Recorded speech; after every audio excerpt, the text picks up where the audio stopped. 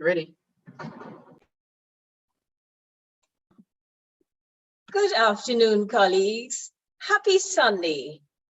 On behalf of the Board of Governors of the Catholic College of Mandeville, the President of the Catholic College of Mandeville, the Vice Presidents of the College, it is my pleasure to welcome you to our first Education Symposium, as we have a conversation about the value and place of higher education in Jamaica and in the global economy and landscape.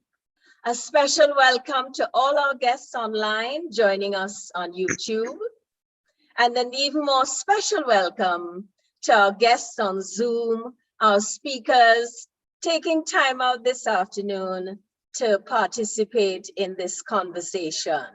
I am your host, Joan Belfont. I am the coordinator of the Master of Education in Teaching and Learning program at the college.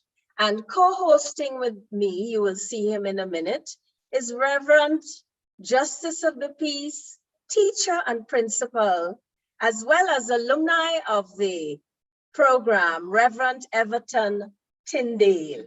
It is a pleasure to be joining you this Sunday afternoon. Before we go any further, may I invite Sister Una to lead us in prayer and start the proceedings off with the divine presence in our midst. Sister Una?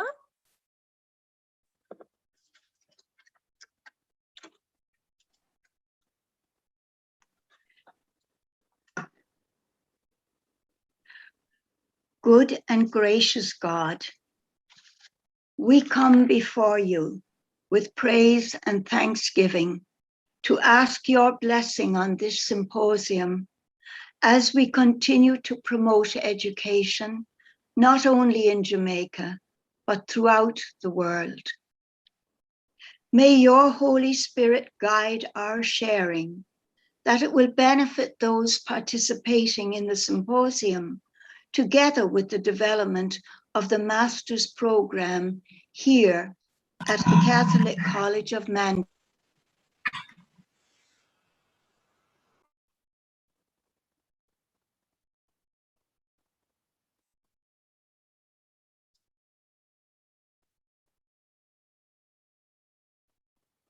Sister Una needs to be unmuted.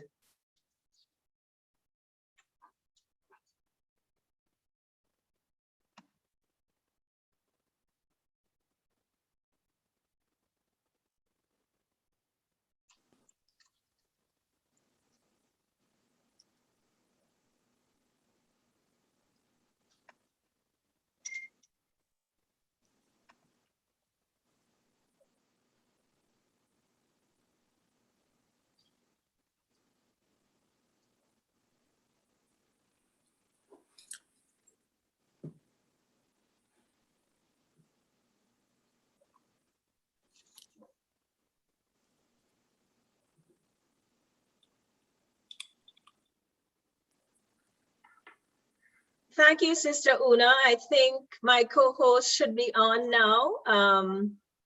Reverend Tyndale, are you with us?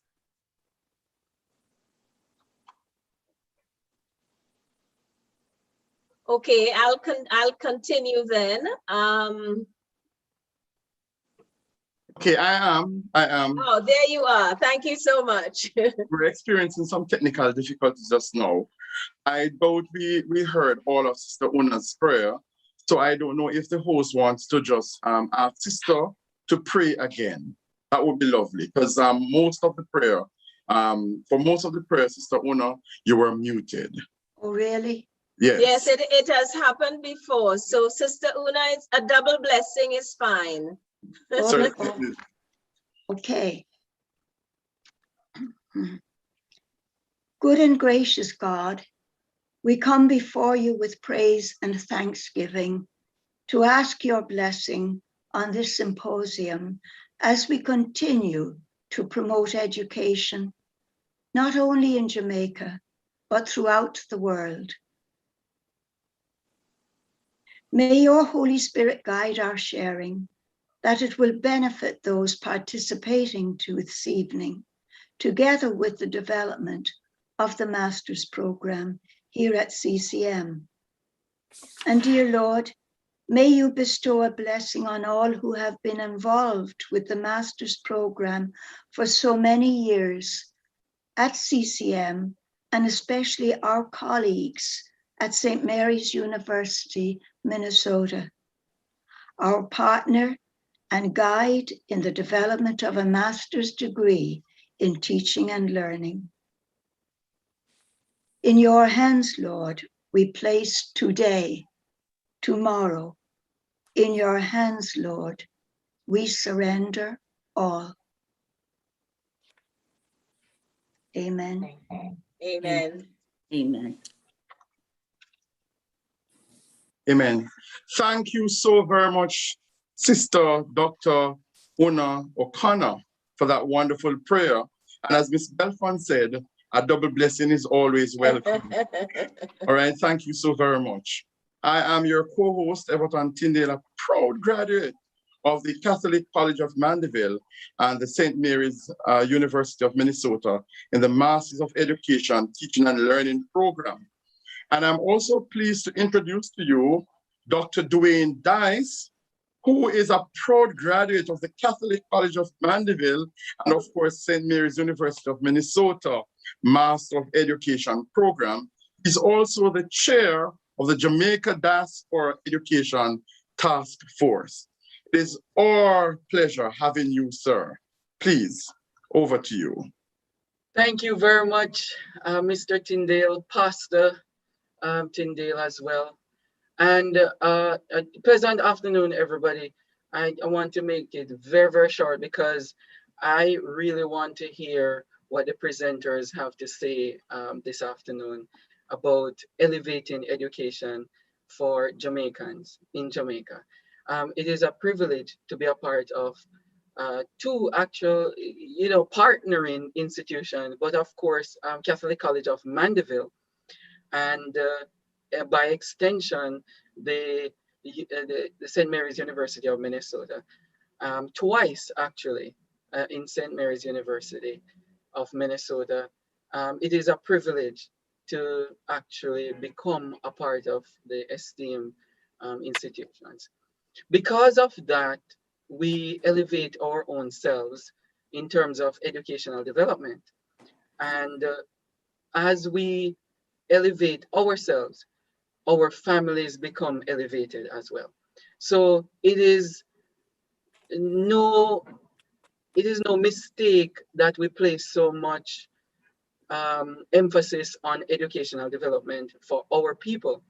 It's very important that we take education as it is, and I want to add value education, place it in the hands of our people so that they will be able to elevate their young ones, leading all the way up to higher education. It is not out of our reach. It is very, very reachable or very simple in my own way to actually put ourselves in a position to work hard to advance education for our own people in Jamaica as well as the diaspora. The education system in Jamaica needs the boost and also the level of confident people to advance the educational status all the time. So with Catholic College of Mandeville taking over the master's program and also reaching out in the diaspora and around the world to show and to pronounce their emphasis and their views, their own talented researchers and everybody they will come in contact with in terms of learning. We are here to support the Jamaican education system as they move forward to elevate education. We're here. And so I want to turn over back to our host this afternoon, and I will sit back and I will enjoy everything that everyone has to offer this afternoon. Thank you so much for having me, and also for having all of our practitioners presenting on this platform. Thank you. Thank you, Dr. Dice. I think Everton is muted. All right, thank you very much, Dr. Dice. Certainly, it's elevating Jamaican education for Jamaicans, and I'm happy that you have said it all. You know, with the program, the master's program, and so many other programs that we have at the Catholic College of Mandeville. Certainly, we are creating our own little niche here in Jamaica and the world. And when we look at the persons that we have here, we know that, you know, we are shining our light. It's so wonderful to have with us Dr. Diane Davis Smith, who is the president of the Catholic College of Mandeville. And this is my little introduction of her. She is a moving president. She's always on the move. She's always doing things. And when I look at the college and the program offerings that are there at the Catholic College of Mandeville, I can say she's small in stature, but she has a big heart, big hands, and she's doing a wonderful thing. Dr. Davis Smith, it's my pleasure to hand over to you now. I thank you kindly, Reverend Tyndale, proud graduate of Catholic College of Mandeville. I come in the stead of the Vice President who has responsibility for graduate studies, but I would have been here anyway, so now I get an opportunity to speak. Welcome, everyone. I bring special greetings and deep gratitude to all for joining us at CCM's Education Symposium. And might I just add, our very first symposium for the Catholic College of Mandeville. This Education Symposium demonstrates a continued commitment to higher education learning in showcasing and promoting what's highly reputable, what's renowned for the level that it supports in our local sector.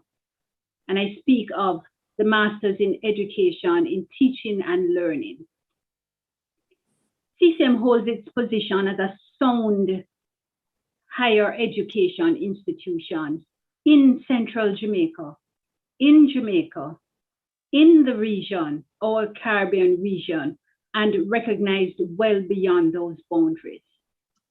And we recognize the higher education contribution to the development of our people. And Dr. Dice is right, that we must strive to build ourselves so that we can build our families and we can build a better society. So in recognizing the value of higher education for the development of the people, our people, and in turn the development of our nation, we take seriously the role that we as Catholic College of Mandeville can contribute to the Jamaica 2030 vision, reducing poverty, an educated workforce. And so we've aligned our strategic plan to support the fullest potential in education. So we take a stand on education excellence and its role as a learning organization that keeps evolving to meet the changing educational needs. And I pause here to highlight that long before COVID did a keep, we at Catholic College of Mandeville always offered a percentage of our program delivery online. So persons were already familiar with the value of learning online, not losing anything, no compromise on teaching and no compromise on quality. So we're a little ahead of the game, and I'm sure that Reverend could certainly agree that yes, it better prepared us for now that COVID start keep. CCM's leadership embraces these changing times, and we seize the opportunity to keep up, with the role that we've already initiated. CCM's leadership is putting strategic plans in place to grow and diversify the graduate offerings over a short to medium term, with the outlook to have another master's level program and yes, a doctoral level program soon and very soon. So, Reverend, we're working on it for you. The move to increase graduate level program offerings is important because graduate programs engage the research process, which is essential in helping us better comprehend and investigate human problems. Research provides us with a new ways of looking at the world's complexities with a quest towards expanding learning and insight, and yes, bettering our lives, the lives of our families, our immediate communities, and the wider cross-section of our nation. So this education symposium is very special for CCM. While it primarily serves to showcase and promote our Masters in Education in Teaching and Learning program, at the same time, it is a celebratory moment for CCM. It marks for CCM our sole ownership of the MED program, which was offered jointly previously with St. Mary's University of Minnesota.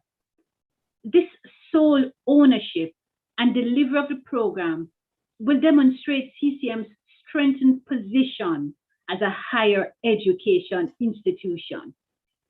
In this celebratory moment for CCM, I must acknowledge our founding president, Sister Dr. Una, Sister Una for most of us, one of the leaders who brought this MED program to CCM. It is truly special to have Sister Una with us for this symposium, where she's seen the valuable legacy from her founding work with CCM. And also we have her support in the transition of the program fully to the Catholic College of Mandeville. In this light, the Catholic College of Mandeville community is truly excited and looks forward to the new cohort in this Masters in Ed program. I thank you all, coordinators, planning committee members, for putting this symposium together. And I welcome you all here with us on Zoom and those on YouTube watching us live. Welcome to this symposium. I hope that you leave inspired by virtue, I know, and I take that back. I know you will leave inspired by virtue of these presentations that are lined up for you. Thank you very much and welcome. Thank you very much, Dr. Davis Smith. Thank you for setting the stage and painting a picture of the Catholic College's vision for higher education. And I would imagine it's an example of the thinkers across the island as they represent and create higher education. That's the kind of thinking they bring to develop the Jamaican landscape. We thank you so much for taking the time. If you are just joining us, you just heard there, or you would have probably just missed Dr. Diana Davis Smith, President of the Catholic College of Mandeville, sharing the college's vision as it takes over solely the ownership of the Master of Education in Teaching and Learning. Our next presenter, Mr. Shirley Morgan, represents the National Education Inspectorate and is pinch hitting for Mrs. Maureen Dwyer, the Chief Officer and Inspector of the National Education Inspectorate. Mr. Morgan is the manager of the Research and Information Management Division of the National Education Inspectorate, with responsibilities for providing relevant research findings to internal and external stakeholders. We welcome to share with us this afternoon, Mr. Shirley Morgan. Pleasant good afternoon. Can you all hear me? I just want to make sure. Yes, we can. Thank Wonderful. you. It is indeed a pleasure to be here with you today. I must first begin. Thank you for that wonderful welcome and introduction. I'm very humbled to be here in the capacity as research manager representing Mrs. Maureen Dwyer. I tender sincere apologies for Mrs. Dwyer. Up to last night, we were working on the presentation. And if you know the NEI, you would know that we work very closely So I support the chief in whatever it is that we put out from the National Education Inspectorate. So we would have been there gathering a lot of data, putting this presentation together and saying, okay, yes, we're ready. And at the last minute this morning, Mrs. Dwyer called me saying that she had an emergency and she wanted for me to present for her. I am humbled and I'm honored and I'm up to the task. I'm equal to the task because we've done this before. I love education. I talk education. I love spitting out numbers. So I look forward to contributing to this conversation. So let's get right in because I know today is Sunday evening and you all have a lot of things that you want to get back to. So in our deliberation, sorry, forgive me. May I share my presentation with you? I should have started that from before presentation, yes. Dr. Dice, can you give? Yeah, he's good to go. Great. Share. Just share your screen down below. Are you? Yes, we are seeing you. You're good to go. You're seeing the presentation or you're seeing my screen? We're seeing the presentation. All right, wonderful. As well as your screen. So I don't know which one you want to show us. Technology is... All right, there you go. You're good to go. Yes. All right. So, you're going to have to forgive me because I actually made some notes that I wanted to follow. But in the context of a Zoom presentation, I was trying to set up 2 laptops and it wasn't working. But right. Never mind. I must say a lot has happened in education. And I am proud to be a Jamaican. I am proud to be a Jamaican teacher. I am proud for how Jamaica has responded to education. And these are my own words, these are unscripted. Because what we have observed from the National Education Inspectorate's perspective is a resilient nation, a resilient teaching force that has adapted to this COVID crisis. Now we're here talking about higher education. And for the next couple of minutes, I want us to consider the benefits of higher education, some functions of higher education institutions. And we deliberately put this in for you, the Catholic College. We did a little bit of research coming into this symposium. We also want to look at support for higher education and specifically public expenditure. And we want to also speak to access to higher education. So the first thing I want us to look at is the size okay? Can you? Yes, we can work with it. All right, no problem. So in speaking about higher education, we pulled out 4 benefits from a research done by Hale, Hoffman, and Rex in 2005. And basically they're saying higher education provides value to people. It provides value to economies, and it provides value to the society as a whole. In terms of people, now, it is almost self-explanatory. Private returns with a higher education degree, with a master's degree, with a PhD, your earnings will go up. Your annual earnings, your earning potential, your way of life will go up. In terms of the social benefits, higher education allows for us to have a more educated workforce. And I think we all know the benefits of having a more educated workforce.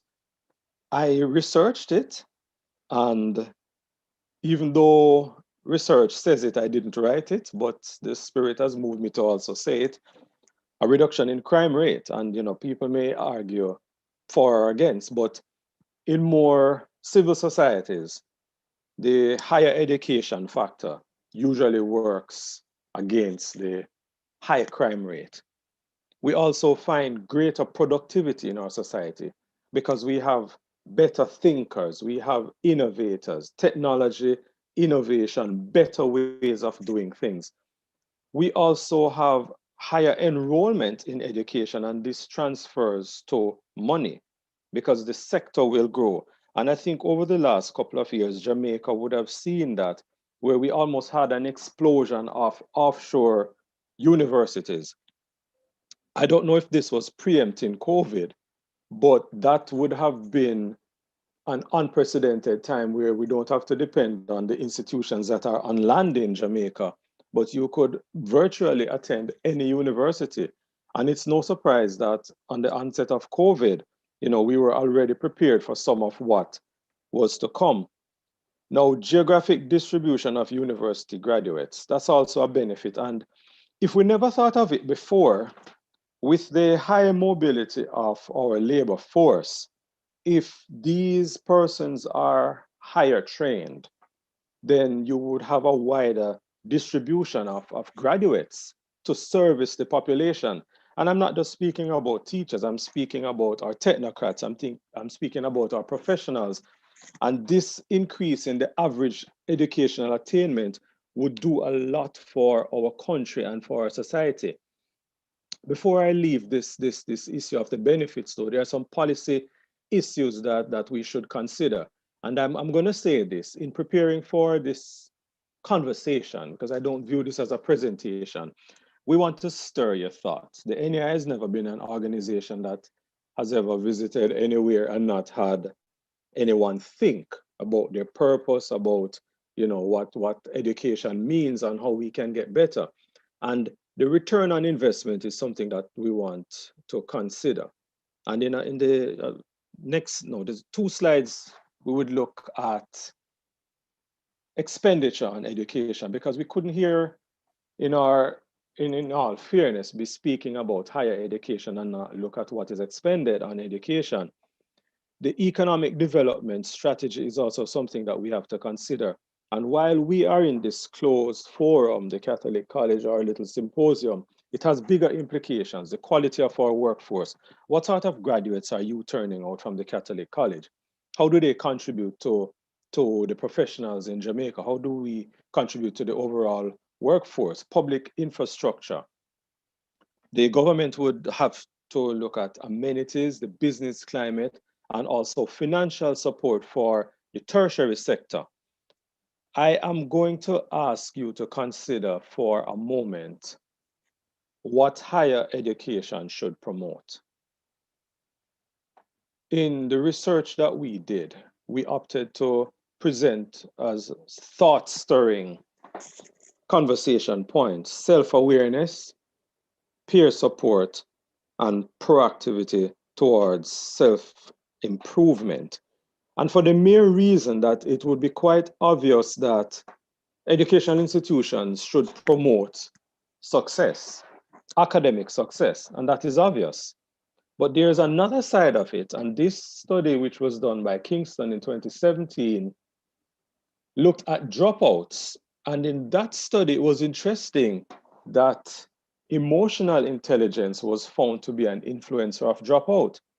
So I want to present to you, the Catholic College, some points to consider.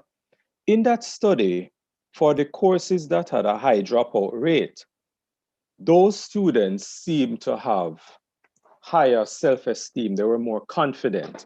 They were more outspoken. They were found to be controlled by emotions. They were extrinsically motivated. But they didn't trust their peers. While they trusted the lecturers, they didn't trust their peers for support, but they were reactive to self-improvement. Conversely, those in low dropout courses, their self-esteem was lower, they were empathetic, and they were rather reflective, but they were found to be in control of their emotions. They were motivated by themselves intrinsically. And they had high confidence that they, along with their peers, could make it. So along with the support that they had from their teachers, from staff, they also had the confidence that their peers could push them through. But they were proactive. They took matters into their own hands. They promoted self-improvement. And we found this rather interesting in the conversation on higher education, because sometimes we get focused on just the academic outcome, the academic output, and not on the social side, not on the person that we're putting out. So we want to throw this into the mix for consideration, that we must always consider that other side of the individuals that we're turning out into society, because we can have an educated society, but an educated society that is lacking in the social side does not necessarily mean that we would be a better society or a more productive society. I'm going to touch briefly on the support for higher education. And in particular, I want us to look at or to consider expenditure on education, government support for higher education. Jamaica has made very bold moves. I don't know if we all are cognizant of the transformational steps that we would have made in education. We are a product of transformation. The National Education Inspectorate, we were envisioned to provide quality external assessment. But I'm going to point you to the Jamaica Tertiary Education Commission, JTEC. And they were formed around about the time I mentioned before, when we had a ballooning of all of these institutions. And I think we had some issues with accreditation of some of these institutions. So persons would have been enrolled in these institutions, completed, because that word successfully is loaded. They would have completed that tenure at the institution, only to find that at the end of it, their rewards were not recognized. So one of the efforts that the government put in place was to establish the JTEC, which would streamline, which would put a handle on all of these institutions that are coming in, sort out issues of accreditation, sort out issues of transferability of credits and courses and the work that you would have done, level the playing field. Also, the Education Commission was established to deal with matters that had to do with anything in the tertiary sector. So our government made some very bold moves towards supporting higher education. Now, we did a little research on spending. And to be very precise, we looked at expenditure on education in the Caribbean, and we also looked to the rest of the world. Now, we're not necessarily comparing, but what is wrong with comparing? So within the Caribbean, if you can see here, Jamaica, this is expenditure on education in general as a percentage of GDP. And we're seeing where we're spending approximately 6%. This is 5.8%. So our budget, we have 6% allocated to education, compared to a Cuba, which is 13%. Barbados and St. Vincent and the Grenadines are in that 5% bracket, but all the others are below. Antigua Barbuda 2.5, 2.8 for Haiti, St. Kitts 2.6, Turks and Caicos 3, St. Lucia 3.7. Just to give you an idea of the value that we place on education. But you know, I went outside, or we, I should say, went outside just to look at the other bigger nations. And we found that we were not doing so badly in terms of that first show of support to education, which is what we allocate to education. And we found that in the UK, expenditure 5.5, in Canada 5.2, the United States 4.9, and in Singapore, I found this very interesting. Singapore had allocated 3% of their budget to education. Questions to ask, I leave them in your head. But this is the picture. This is how we are compared to our Caribbean counterparts and compared to the rest of the world. So I would say we're not doing too badly in terms of our effort to at least say, let us crack this monster called education. But you know, we went a little deeper. This is what we do at the NEI. We dig. And we looked at expenditure on higher education now. And this is of that portion, of that 5% that we allocate to education, what percentage goes to higher education? And we found that Jamaica, unfortunately, I didn't have any data for Cuba. I was disappointed because with 15% of the budget, I was really curious to see what percentage was spent on higher education. But for our context in Jamaica, 18.9, approximately 19% of that budget is channeled to higher education. Now look at what is happening around the Caribbean. Barbados allocated less to education, but 1/3 of that, 32.7, was allocated to the tertiary sector. If you have questions in your head, please write them down. Whether you ask me or not, this is our mission, to have a conversation so we can think about some things, so we can effect positive change. Turks and Caicos, 23%. So there are two other Caribbean countries from which we could source data. And I should say this data was sourced from the UNESCO Institute of Statistics, the World Development Indicators, updated as at February 2020. So two other Caribbean nations are spending more of their education purse on higher education. But look at the case for St. Lucia, 4%. St. Vincent and the Grenadines, 6%, and so on. So it sort of gives you a picture that even though you have apportioned this much of your GDP to education, when it comes to tertiary education, there are different priorities.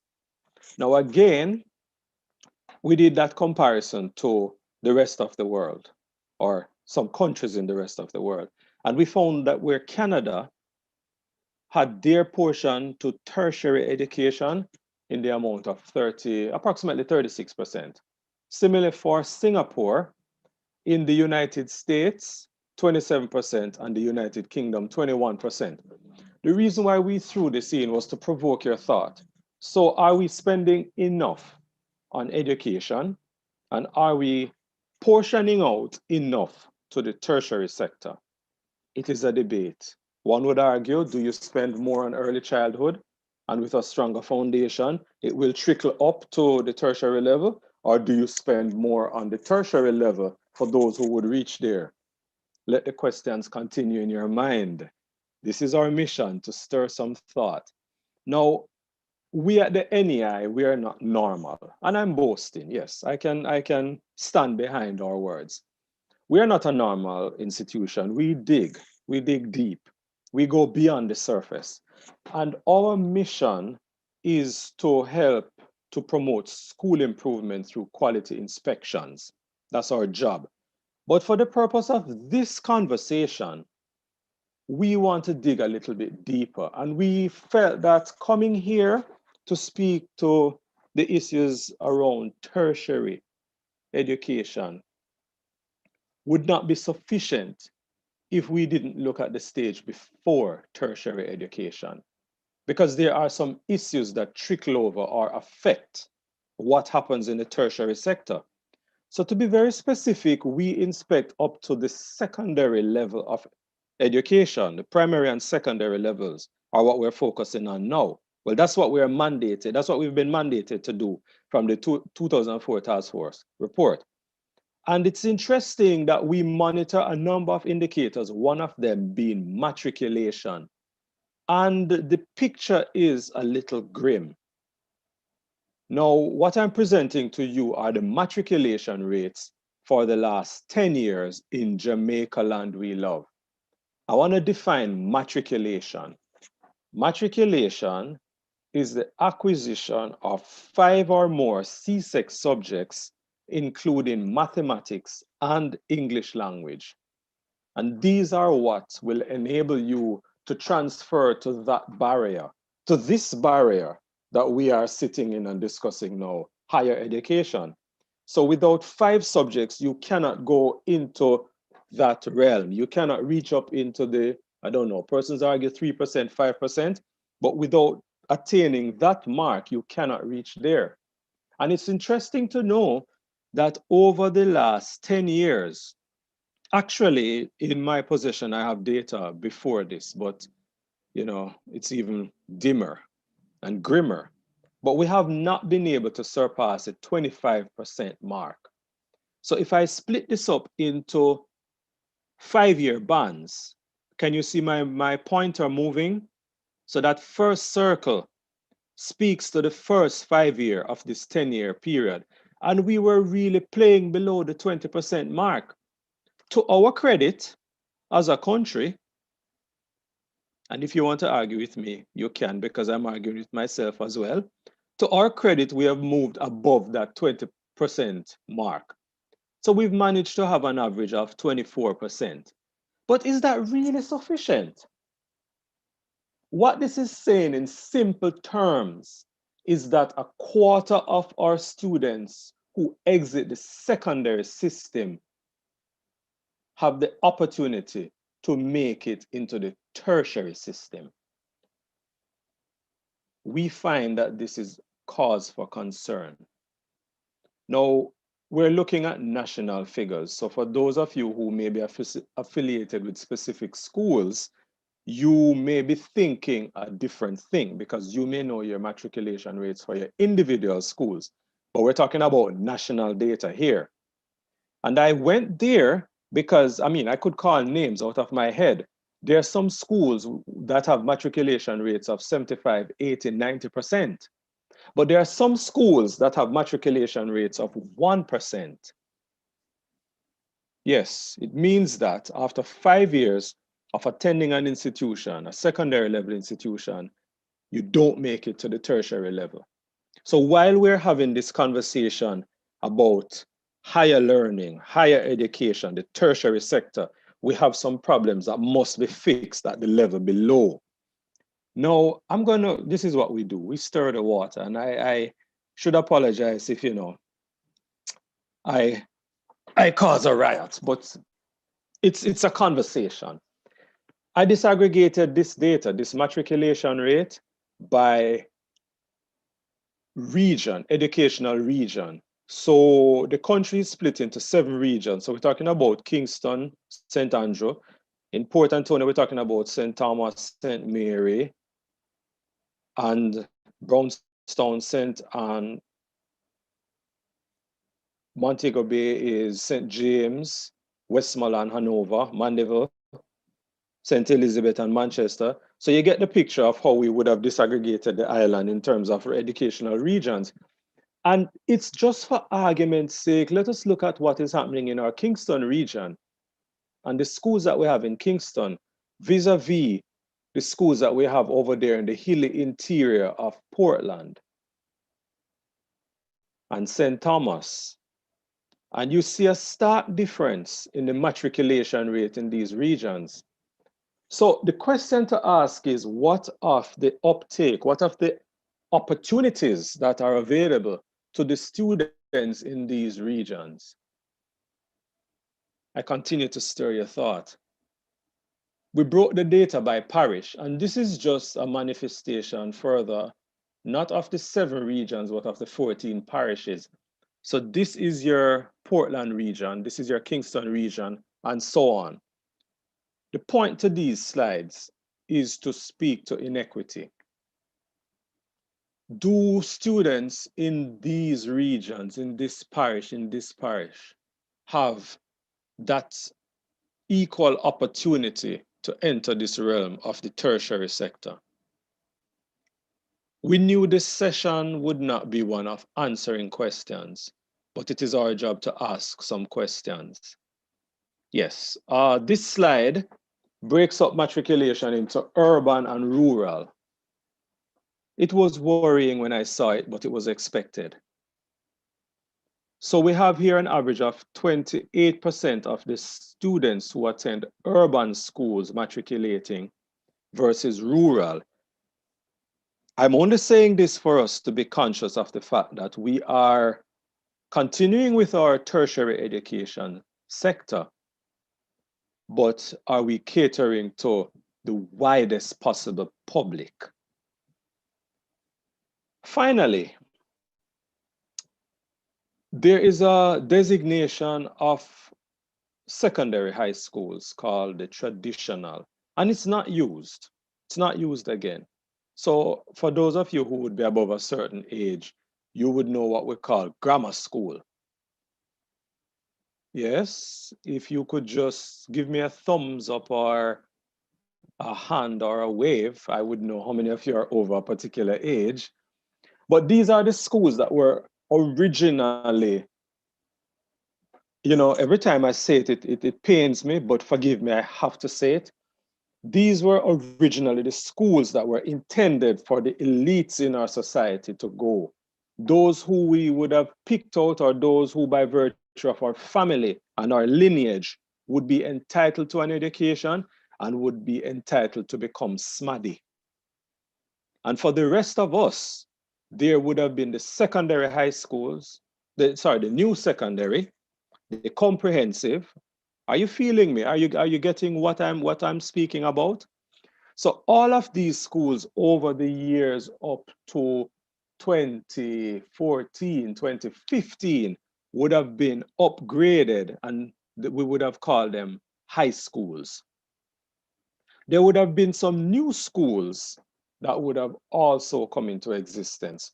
So we've lumped new and upgraded schools together, but we've left those traditional schools that were in existence in the earlier part of our educational existence. We leave them as traditional schools. These are the schools that would have the benefit of strong alumni, strong educational support. And we are also stirring and mudding the water. These are the schools who would get the highest performing students in our country. There's no shame in that. That is just how we've been operating.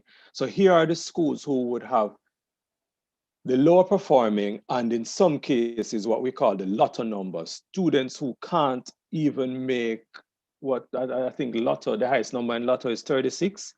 They can't even make averages of 36. And I'm using from common entrance and GSAT, because even with the PEP, they're not proficient. So here's a picture. We have students in our secondary level. Oh, sorry, I didn't mention the agricultural and the technical. So for those who are strictly vocational based, and for some reason we would have created pathways and channeled them into these institutions. So where they're not so academically inclined, at least we would be able to secure vocational training for them. So we have 14 technical and 2 agricultural high schools in Jamaica. But look at what is interesting. Matriculation from the technical and agricultural schools is higher than our upgraded. Well, new and upgraded are lumped together. But look at matriculation and these are average figures here, I must point out again. Look at matriculation in our traditional schools. We have an average of 59%, and we have an average of 9% in the upgraded, a difference of 59 percentage points. We have some work to do to close this gap. I'm sorry if I muddled the water. I'm sorry if I disrupted your agenda. We're here, we're talking about higher education, and we want to continue to push and promote higher education. But there's some work to be done right across the system in terms of financial support to higher education and also to secondary education, so that we can get more of our students going up into higher education, so we can have a better society, a more prosperous society, a more educated society, a more learned society, a more positively thinking society, hopefully reduce crime rate. Ladies Mr. and Morgan, Mr. Morgan. Yes. Yeah, we have about a minute more. No, I'm actually ended. Okay. I'm actually ended. Cool. So I was just about to say the questions and the comments are going to be in your mind. And I'm not sure if the facilitators will be taking questions, but if not, you could just write them down and begin to ponder them. We wish you all the success from the National Education Inspectorate, not just for a successful summit, not just for this conference, not just for today, but for going forward, for what September will bring, because we still don't know. Thank you for having us. Thank you for listening to me, and all the best from the National Education Inspectorate.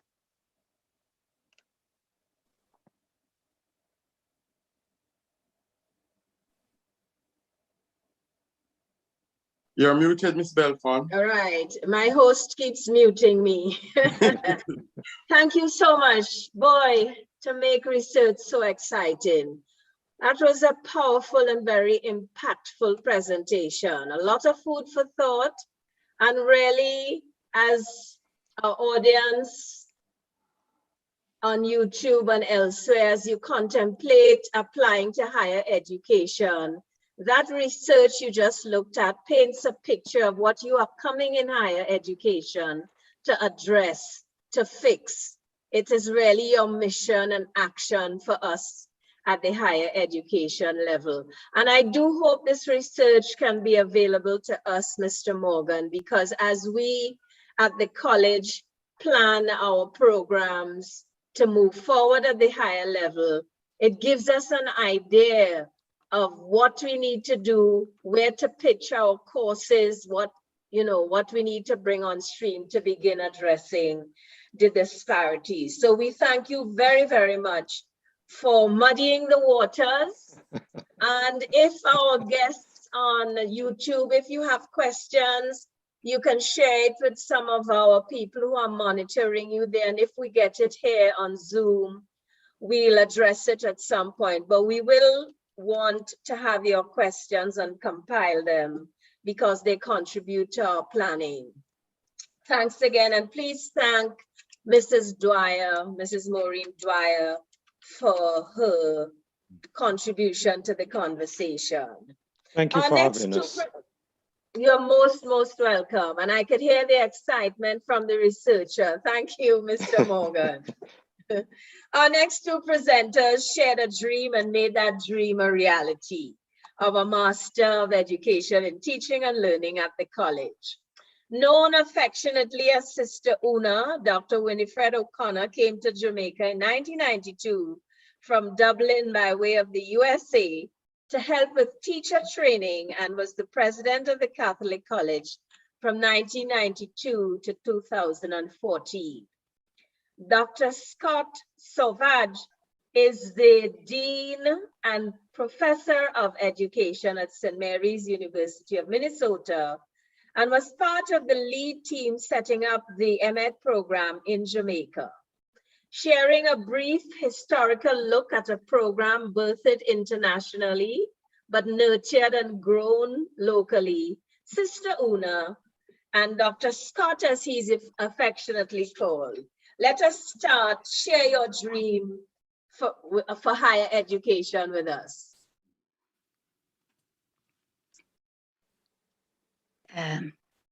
Good evening, everyone. Can you hear me? Yes, we can. Thank you. I'm coming in at a very different angle from our previous speaker, from Shirley Morgan. I feel like a century ago I am going to speak. My task was to really answer the two questions, and I will try. Why a master's degree? Or what are the benefits of a master's qualification? So when I saw that initially, why a bachelor's degree came into my mind, why the diploma in primary education, why CCM? These were the questions that came into my mind when I read it first. And basically, I'd have to say that it takes me back 30 years ago. So I am referring to a very different time frame than today. I'm very aware of that. So a lot of what we experienced then is probably way past, but I do still believe in certain things that have promoted our success in those early years. And I'm going to just read as the beginning a quote that I took actually from the 30th anniversary yearbook, which was put together by a committee, and I know very much involved Mr. Everton, Pastor Everton Tyndale. And so with that, I'm quoting now. This was said by, what her name, I've forgotten the name, but it was a Minnie Louise Haskins. All right. Give me a light. Oh no, I said to the man who stood at the gate of the year, give me a light that I may tread safely into the unknown. And he replied, go out into the darkness and put your hand into the hand of God. That shall be for you better than light, and safer than the known way. Now, this actually is very much the way my life developed when I came to, well, throughout my life, but especially looking at a mission to Jamaica. It was based really on the mission of the foundress of my community, Sisters of the Cross and Passion. Her name was Elizabeth Prout, and in the mid-1800s, she developed schools in Northern England for the very poor teenage girls, mainly immigrants from Ireland, teenagers running away from particularly at that time, the famine in Ireland.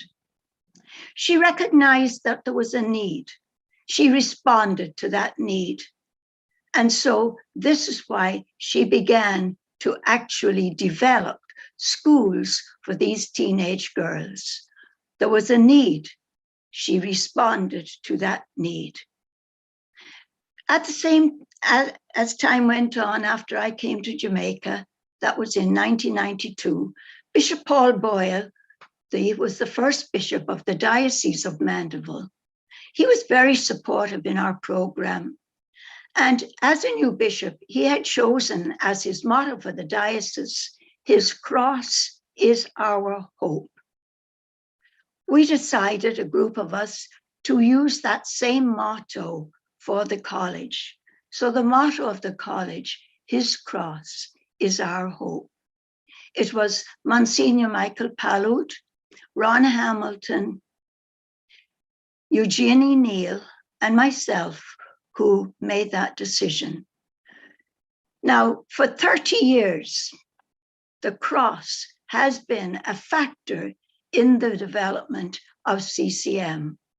But as we know, with every cross, it is also hope of resurrection.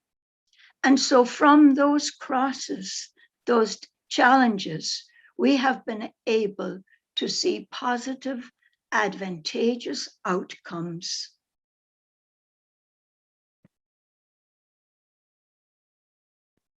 At the very beginning, when I went to Jamaica, I was coming from the United States and previous education and so on in England and Ireland. So I came as the foreigner, but I was blessed to have two excellent, experienced Jamaican educators, Deacon Ron Hamilton and Eugenie Neal. Ron introduced me to the Jamaican primary school system. We toured these schools and we spoke with the teachers. I was able to ask them, well, what did they need? These teachers were all what we called then pre-trained, no training. In other words, some of them basically probably finished at grade 9 and then took a job in the schools, in private schools mainly. And so at that time, providing education that had a qualification attached to it became the need. The mission of the college has always been to reach out to those who need and then in terms of education, at really reasonable, as we said, reasonable cost, which in this case had to be very small, simply because it was a lot for the student, but in reality small for the college. These pre-trained teachers earned what I would say, I don't know if your expression is here, but pittance. In other words, pennies were about what they were earning, so small. Now, we accepted the students based on our mission. We accepted students at their initial academic standard. That was a challenge because we had to ascertain that each student coming into the program certainly did not have the CXC in various subjects that would be required today and even was required before I left Jamaica, well back while we were in the college. That all changed. But they came in, and through in interviews, written English, a little mathematics, we realized that these were people who actually had the ability, the intelligence, and the will to go into an education program, and they were accepted under these very different conditions from today. Those of you who are maybe watching this, I'm not sure, retirees, many of you who have retired over the years, you will be familiar with what we called the mature entry requirements that we developed. And again, this was an effort to allow students into the program and at the same time fulfill the qualifications which eventually were required of everyone, like CXC mathematics. And that was not a favorite subject with any of our incoming students, maybe once in about 100. Remember, I'm referring to 30 years ago, even 20 years ago. Whether this is still a challenge or not, I don't know. But eventually, we had a class beginning in 1992. We began the college in a room at Mount St. Joseph Prep School, 18 students, 1 male. It was a Saturday, and that was actually then later in that year, we relocated, or the next year, we relocated to St. Paul of the Cross High School. Gave us a little more space. It allowed for a technology lab and more in terms of eventually library. So developments were being made to improve what we had to give for the students, and the students themselves were in fact responding and coming in and getting the entry requirements at that time. Financially, it was a big challenge because the college depended on student fees. And we all know in those days and even today, fees are difficult to get. However, CCM grew and grew, and that required increased space. So the college moved then again from St. Paul of the Cross to Caledonia Road campus, given to us for use by Bishop Paul Boyle. Then eventually kept growing so that it became clear that space was a factor. When we were accredited, both the primary education by that time and the Bachelor of Education had both been accredited by the University Council of Jamaica. And so then here we were with accredited programs, but very lacking in space. In 2009, that was a comment from the UCJ, who came for reaccreditation of the programs. And fortunately, through the negotiations with Stevie Linky Chow, the Ray Chang Foundation provided us with a substantial donation, which allowed us to really decide on a new campus. That new campus was in 2010. And by the time it was ready, it was the January of 2013 that we moved from Caledonia Road down the hill to Williamsfield, just on the residential part maybe of outside of Mandeville. Now, all of this had its own special challenges apart from the ordinary everyday. One of the major challenges was acquiring accreditation of the diploma in ed and of the diploma in primary ed, later on even in early childhood education.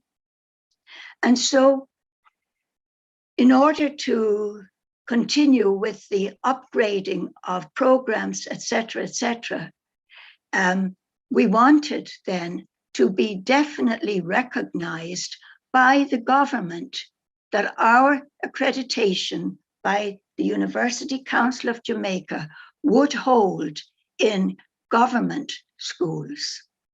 We had an example there, a real story behind this. Mark Brown was the first male to graduate from the college in the first graduation class. He eventually moved into a government school. When his first payday arrived, he didn't have the necessary official documentation to provide him with the salary, was not present, had not arrived. For a month, we agonized over this because this was really a testing ground. When we found that that document had come, but it had been misfiled in the school office. So Mark finally had the required document and he received his check. And believe me, we celebrated because we had passed that very important step that the college program was being accepted in the government schools as well as in private schools. Now, as time went on then, trying to condense this down for you. At that point, once we had the Bachelor of Ed program pretty much organized, running, accepted, then we said, what next? And of course, immediately, what do you expect? From a diploma to a bachelor's, from a bachelor's to a master's. And so this is where we set our sights on beginning a master's program. Now that takes me to the reason why St. Mary's University of Minnesota? Well, again, another example of God's intervention, to be honest. Our Bishop Paul Boyle knew the president of St. Mary's University, who was Brother William Mann, a Lasallian brother. I had contacted him way back in 1994, hoping to have a partnership for the diploma or the bachelor's, but he explained that it would be too difficult. And based on his experience with a college in Africa, he said it takes years for that type of approval to be obtained in the USA for the college in Africa. So that's when we decided to seek local approval, which in fact was more beneficial to our students, who are mainly women with families, definitely not looking at traveling beyond Jamaica at that point. And so our association with UCJ began there. That was 1994, I think, was actually my first meeting with Ethlie London of the accreditation office. And so the story continued. The master's program came on board. And with negotiating initially with Brother Mann, then we had the group from St. Mary's. Now, also important at this time was that CCM actually sponsored Sandra Hamilton to study at St. Mary's University for a doctorate, and thus become well acquainted with the Lasallian methods and standards.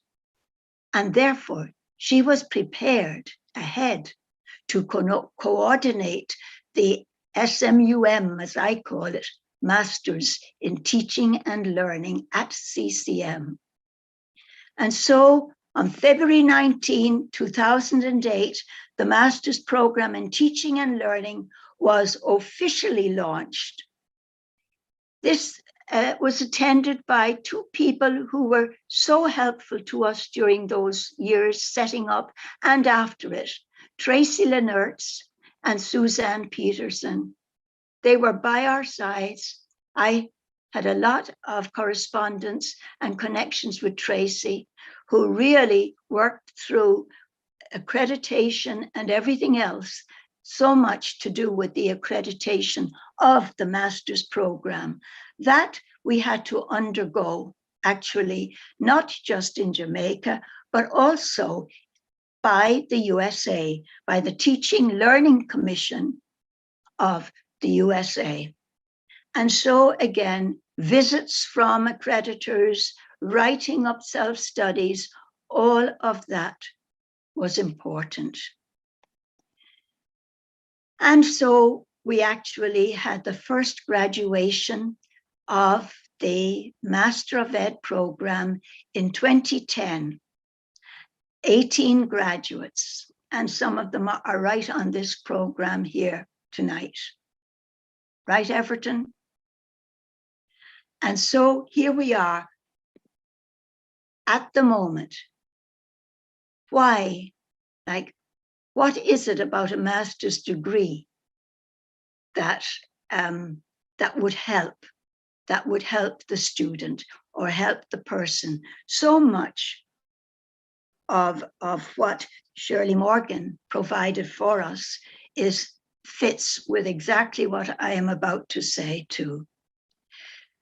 The mission of each of our institutions, St. Mary's and Catholic College, it was engaged in a partnership, and the partnership provided a foundation of philosophy and direction.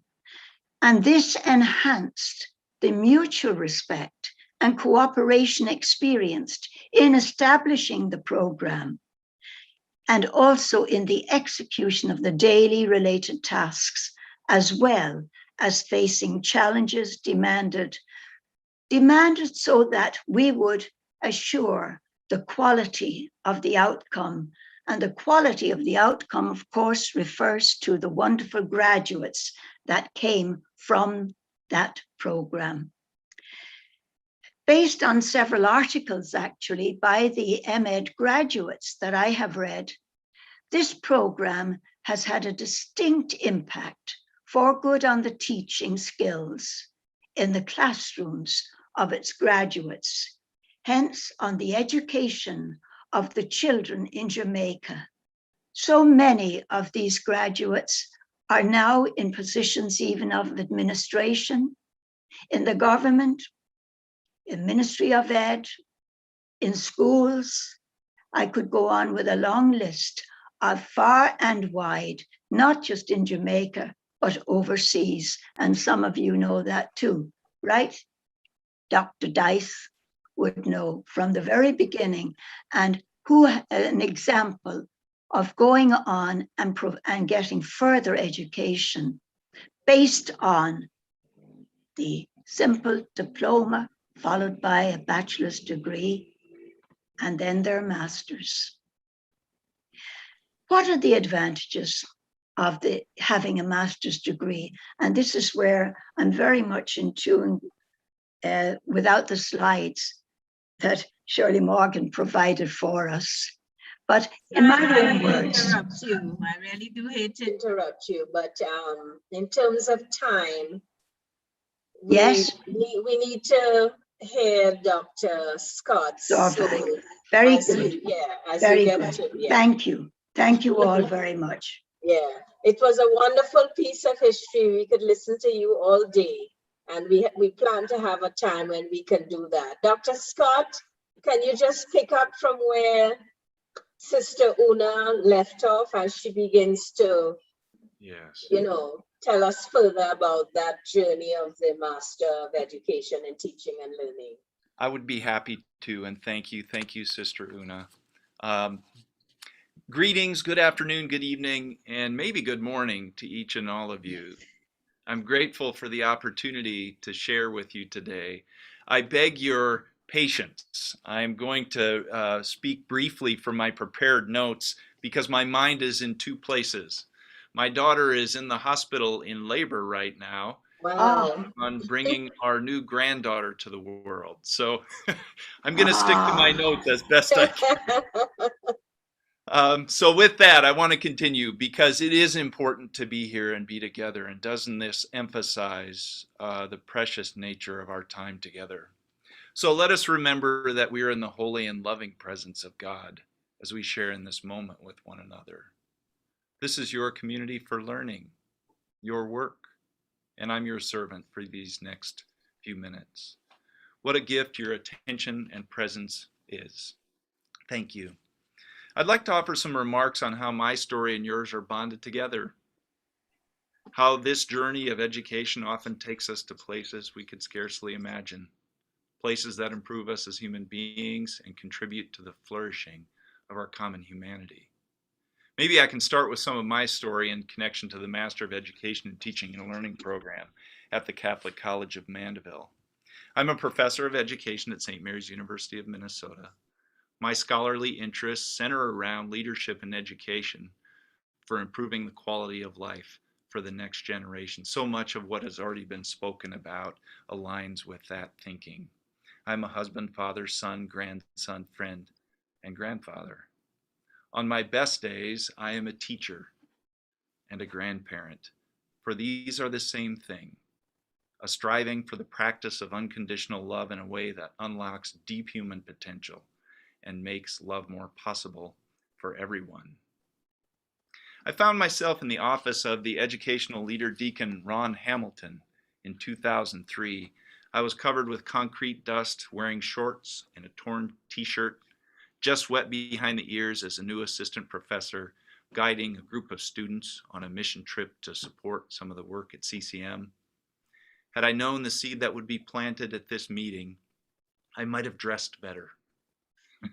But that's how I arrived. Deacon Hamilton welcomed me with grace and hospitality, that kind of special Jamaican hospitality that has edified my own humanity many times.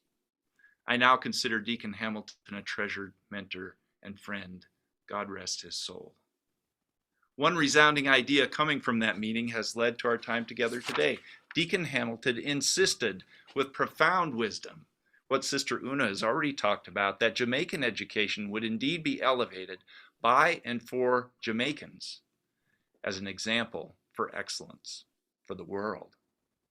The many meetings and agreements and much hard work that Sister Una spoke of that started that day and before has resulted in the excellent foundation on which the Master of Education and Teaching and Learning program offered by CCM stands. The MED program will always be one of quality offered at CCM because CCM was always the facilitating educational institution.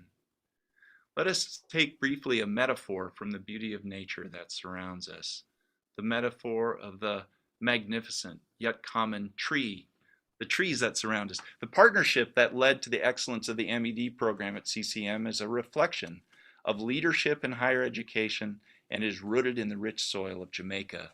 The roots of this great tree represent the traditions of two higher education institutions, united in mission.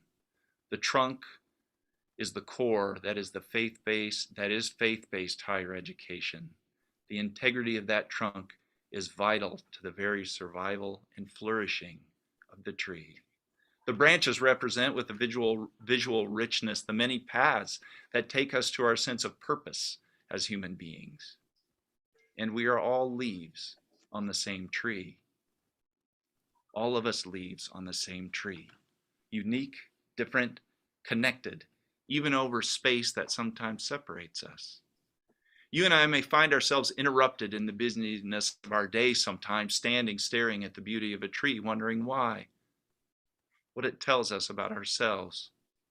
We can trust the integrity of our shared work, and we must tend to it, care for it, as it needs to continue to stand, and honor it as this work and mission contributes to the deepening of our common humanity. My intention here is not to represent all of the thinking, collaboration, and work that led to the rootedness of this exceptional program. Sister Una spoke about much of that. Rather, I wish to convey what compelled me to get involved, to speak up, to persist in the growth of quality education through the MED at CCM. You see, I am Lasallian. The Lasallian tradition is rooted in the life, work, and vision of St. John Baptist de La Salle, patron saint of teachers. It may be helpful to you if I share some of the Lasallian lexicon so you might know more about a collaboration that led to the MED at CCM. As a practice, I begin each class I teach reminding my companions, as I did today, that we are in the loving and holy presence of God. I engage learners I've been called to serve as those who have been entrusted to my care. I conduct my life work in community. Lasallians would say, together and by association, noting our connection to one another and our shared commitment to the mission. Lasallians devote themselves to quality education for everyone. For us, all means all. Lasallians can often be seen engaged in education, always scanning the margins for those who have been marginalized. We serve all learners, but have a special commitment to those without access or who are experiencing some form of poverty, material, spiritual, cultural, etc. Virtue for Lasallians is a set of practices, not just a list of ideals. We are called to see the sacred in each person entrusted to our care and to offer our sacred selves to others. Lasallians are called to acknowledge their inner life work, a deep and abiding sense of interiority, the sacred space where we can reflect, discern, and contemplate. We believe that knowledge is constructed in the mind of individuals, and that our social engagement with one another is essential to our intellectual and spiritual growth as human beings. We believe that we learn deeply when we learn with and from others, in shared commitment to those we will go on to serve. You might now see why the origin of the partnership between St. Mary's and the Catholic College of Mandeville emerged. CCM's mission, rooted in hope, St. Mary's mission, rooted in faith, met in the rich soil that is the beauty and promise of Jamaican education, to find that which St. Paul reminded us is the greatest, the love that is the infinite power of the universe, offers a source for the kind of education that lifts people into the promise of their God-given potential and capacities. This can and must happen through quality education. Teachers and leaders with the CCM MED are resonating the quality and integrity of this venture. Leadership is as leadership does. As Sister Una said, look around, see what they're doing. See the good and great work of those who studied, connected, collaborated, and grew their professional practice and commitment in the pursuit of excellence. Jamaicans leading Jamaicans in quality education is devoted to deepening roots and ever-reaching branches that make our world a better place for those abiding challenges we face. Elevating higher education in Jamaica is a complex and beautiful devotion. The Jamaican education approach has strengthened the MED program at CCM in a way that contributes to the elevation of higher education everywhere. From my lonely perspective, I can say on my best days, I am a teacher, and I am a better teacher and grandfather thanks to my companions in the MED program at the Catholic College of Mandeville. I abide in my continuing hope that the CCM MED will touch others in a way that it has touched my mind and heart and spirit. There is education that helps form people, and then there is education that transforms people, that transforms processes, that transforms structures for a more just and loving world. The MED at CCM is a conduit for the continuing important work of teachers and leaders that will transform society. Education will indeed take us higher and deeper together.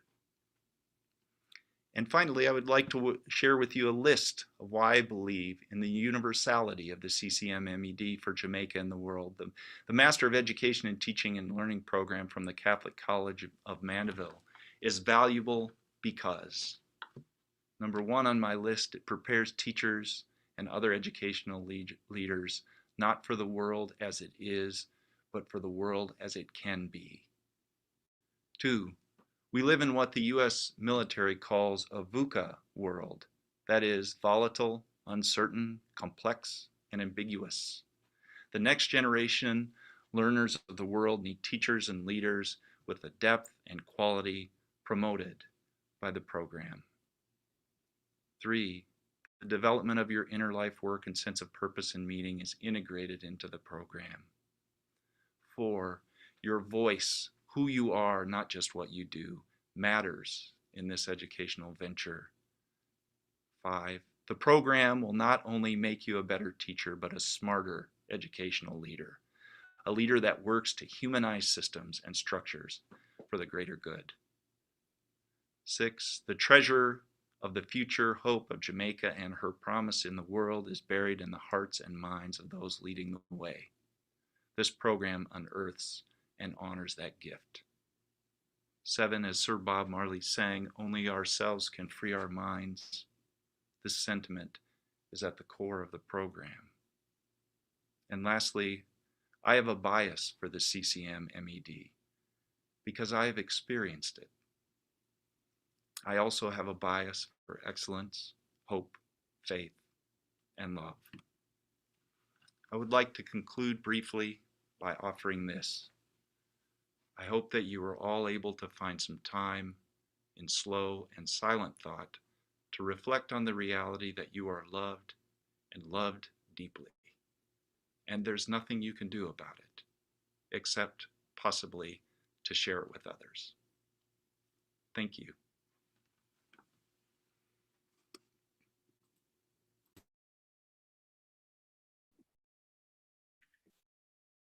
Thank you.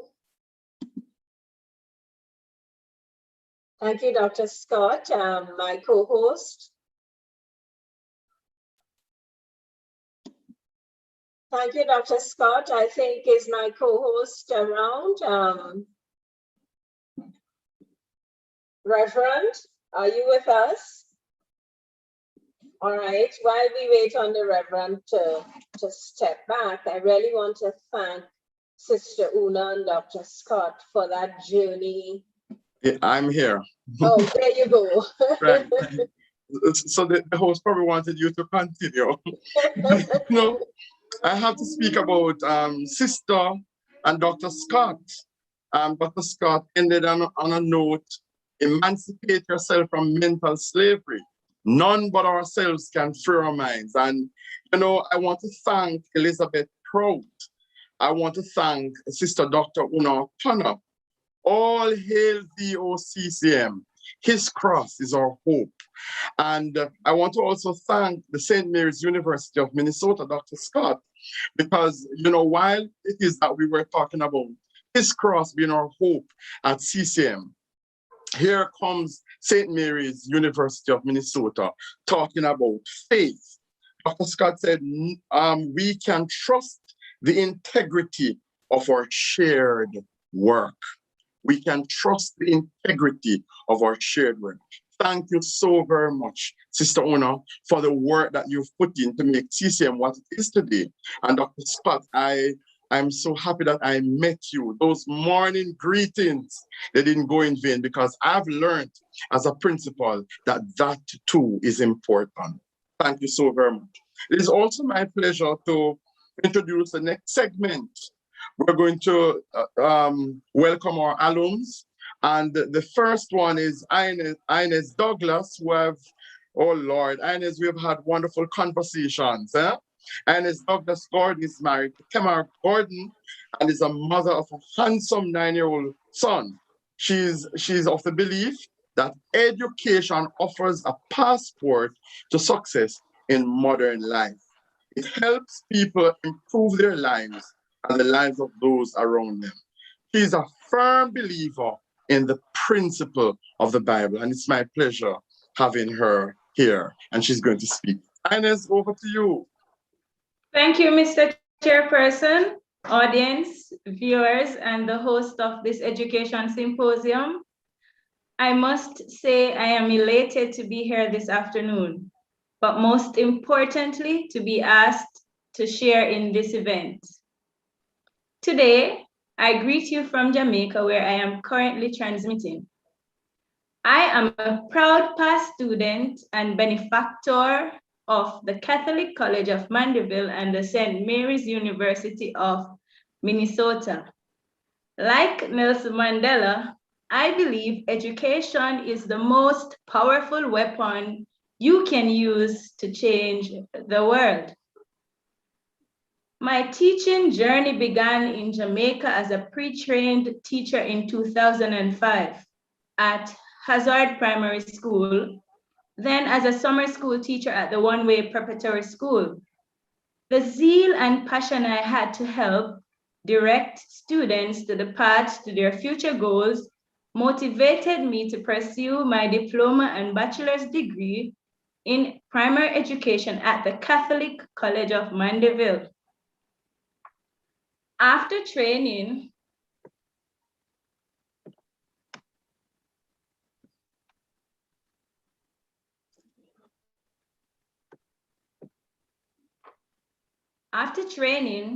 I started teaching at Miller Heights Primary School, where I spent 3 years. During my tenure there, I hungered for more knowledge to better my praxis as a junior teacher, as well as to advance my career. There was so much more out there to learn. It was for those reasons I decided to course of study leading to master's degree program. I researched the offerings from several institutions that could catapult me to higher heights. And so faith had it that I would return to the Catholic College of Mandeville, who at the time was partnering with St. Mary's University of Minnesota. I was like a hungry animal in search of pasture, not just any pasture, but the one that could satisfy my quest. Little did I know the steps I took in choosing this great institution is one that I will always applaud whenever matters of education are arising. Navigating my way through the master's program was never without its challenge, but I received a lot of help along the way. The amazing faculty that CCM has was always there to steer you in the right direction. I must say thank you for making my way tenable. After completing the master's degree in teaching and learning, I was pensive about my next step in the career. Reflecting on the many skills learned and the wealth of knowledge garnered, my next step was eminent that I was not only a prime candidate locally, also one of the international arena. I want people, teachers, to know that it is okay to access higher education in Jamaica because it prepares you for anywhere in the world, for any career, any job that is looking for quality employees. My search led me to the Middle East. That was my first destination. After launching out to establish to Africa, where I am currently functioning in the capacity of a classroom teacher. I believe when the time comes, I will find my true place as a global teacher. The master's degree I pursued, twinned with my years of expertise, has equipped me with the expertise, skills, and strategies I currently utilize as an international classroom leader. This has enabled me to stand out amongst many. The foundation laid by the excellent cadre of Jamaican facilitators continue to help me shine wherever I go. The facilitators have also grown in one way or another with the program and stand to provide aspiring teachers like me the same quality institution and facilitation I received from the Catholic College and the St. Mary's University of Minnesota. Locally and internationally, teaching are big on data, assessment, and research. The courses on assessment and research I did during my graduate studies have helped me to critically analyze my students' progress as well as their strengths and weaknesses. Additionally, those courses have helped me to identify possible solutions, turning weaknesses or challenges into strengths. The critical role then of teaching is not merely to impart information, but to positively impact students' lives for not just today, but for the long haul. My administrators and colleagues alike have seen my research, data-driven instruction and interventions. My work and results speak for itself. It is for those reasons that I tutored to be an asset to my school. The master's program has helped me to understand the international curricula and framework, for examples, the Cambridge Common Course curriculum and the International Baccalaureate framework. From as far back as in 2005, Gore postulated that teachers who have intercultural experiences adopt a more critical view of their own teaching approaches and become better able to judge the appropriateness of foreign trends when teaching in their home countries. Adding that intercultural experiences deepen teachers' understanding of the meaning of culturally sensitive pedagogy, as well as increasing awareness of their own identities. Alred 2003 added that the growth that comes from living and teaching abroad is holistic as cognitive, personal, social, and cultural domains are involved. The master's degree in teaching and learning is well regarded overseas. It has paved a very important role in my stability internationally. Transitioning from one continent to the next is something that keeps on knocking at my door. This is because of the impartation and qualification that has resulted to handling my task excellently. The training gained from the Masters in Education in Teaching and Learning is a permanent part of my career story and staircase to where I am transversing. A time comes when you will stand to the judgment seat. Unprepared life always results in unacceptable outcomes. The hefty burden one carries is when you know but you do not do anything about what you know. Life has its own rewards for him or her that stands to the challenge. It is with the tools gained, positive or negative. Change is imminent. While SMU and CCM have had a great partnership for a decade, the time has come for CCM to launch their own MED program, and I'm confident they will come out victorious as they have always done. There is no doubt that the Masters of Education in Teaching and Learning program offered at CCM will continue to prepare and catapult current and prospective students to greater heights. Viewers, the host of this symposium, ladies and gentlemen, I am CCM. Thank you. If you have any questions, you can write your questions down and you can also ask your questions at some point throughout the presentation.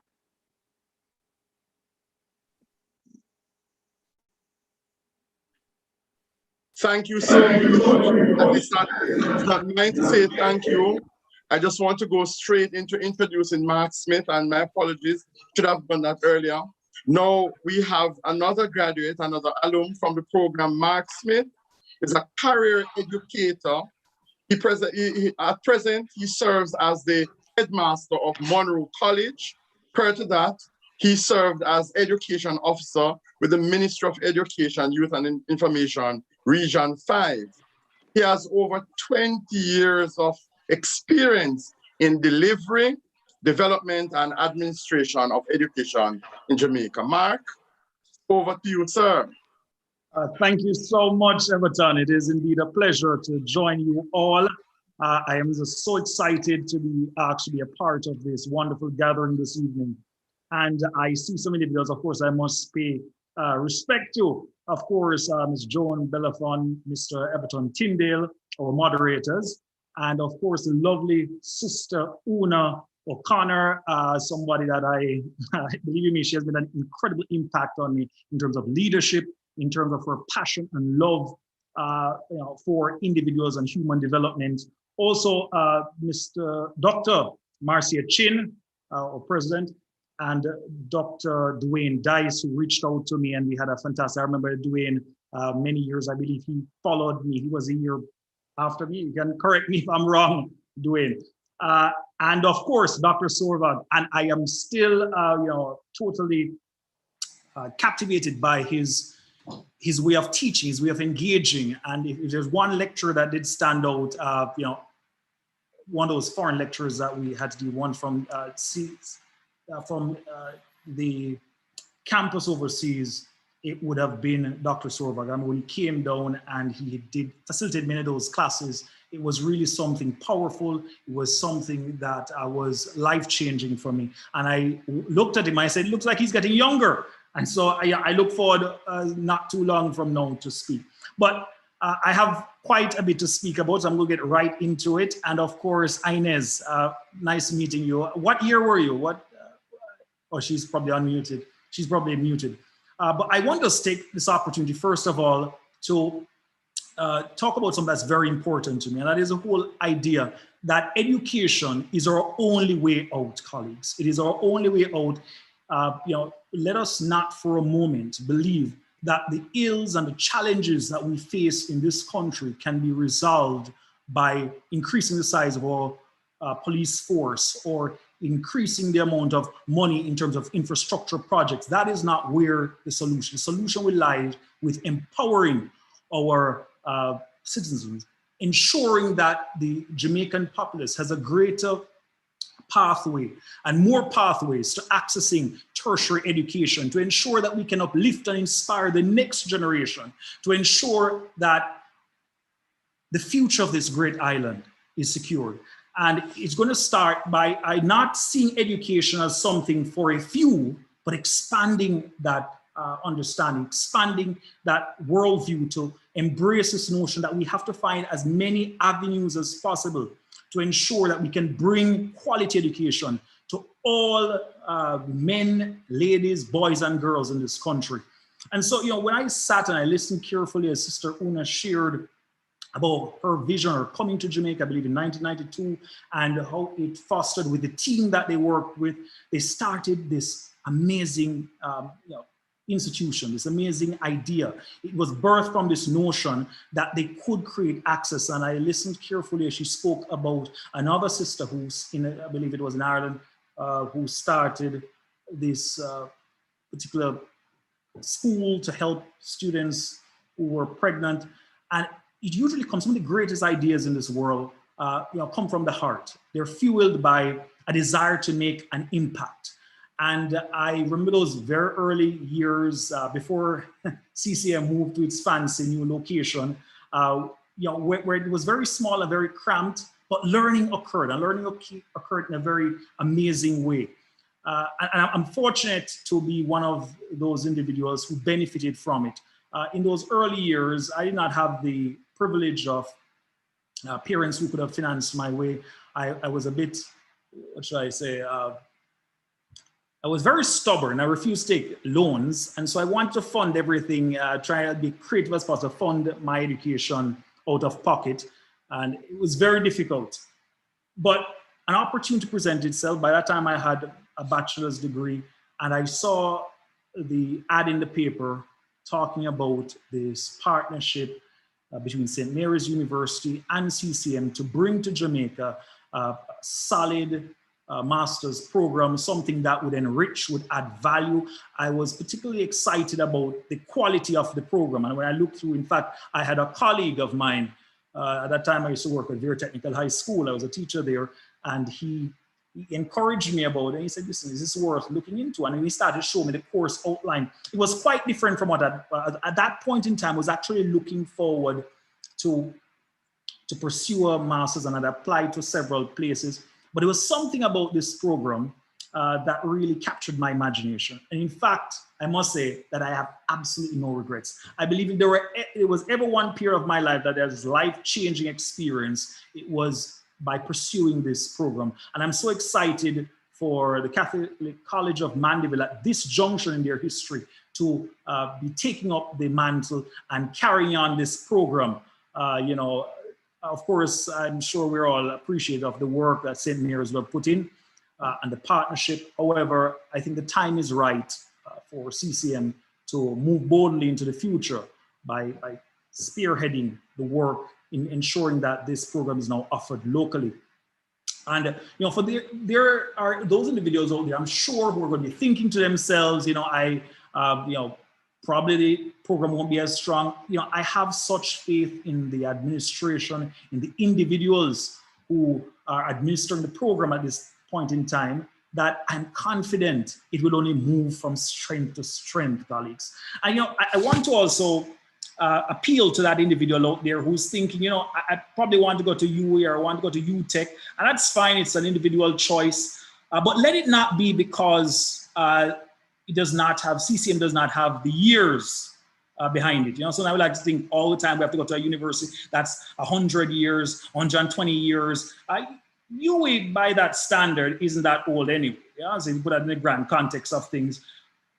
But every university starts off, every college, every school starts somewhere. There's a starting point. And it started when Sister Una and the incredible team decided to come up with a concept of CCM in what, 1992, in the 90s. And it has grown from strength to strength. They are accredited. So this is not a case where we talk about non-accredited. No, they have proven that their degrees stand up to scrutiny. I am living testimony, Inez and so many others. Everton, we are proof that the program attracts and is able to train and support the development of a strong professionals that are able to go into the system and impact it in a positive way. And I also want to give you 3 examples because I went through a plethora of information in terms of universities and how they would have started off. Many of these universities that we see now, that we consider as bold, strong universities with big names, you know, massive budgets, they started oftentimes as humble institutions. University of British Columbia, they started in 1877, and it came from the idea of a John Jessop.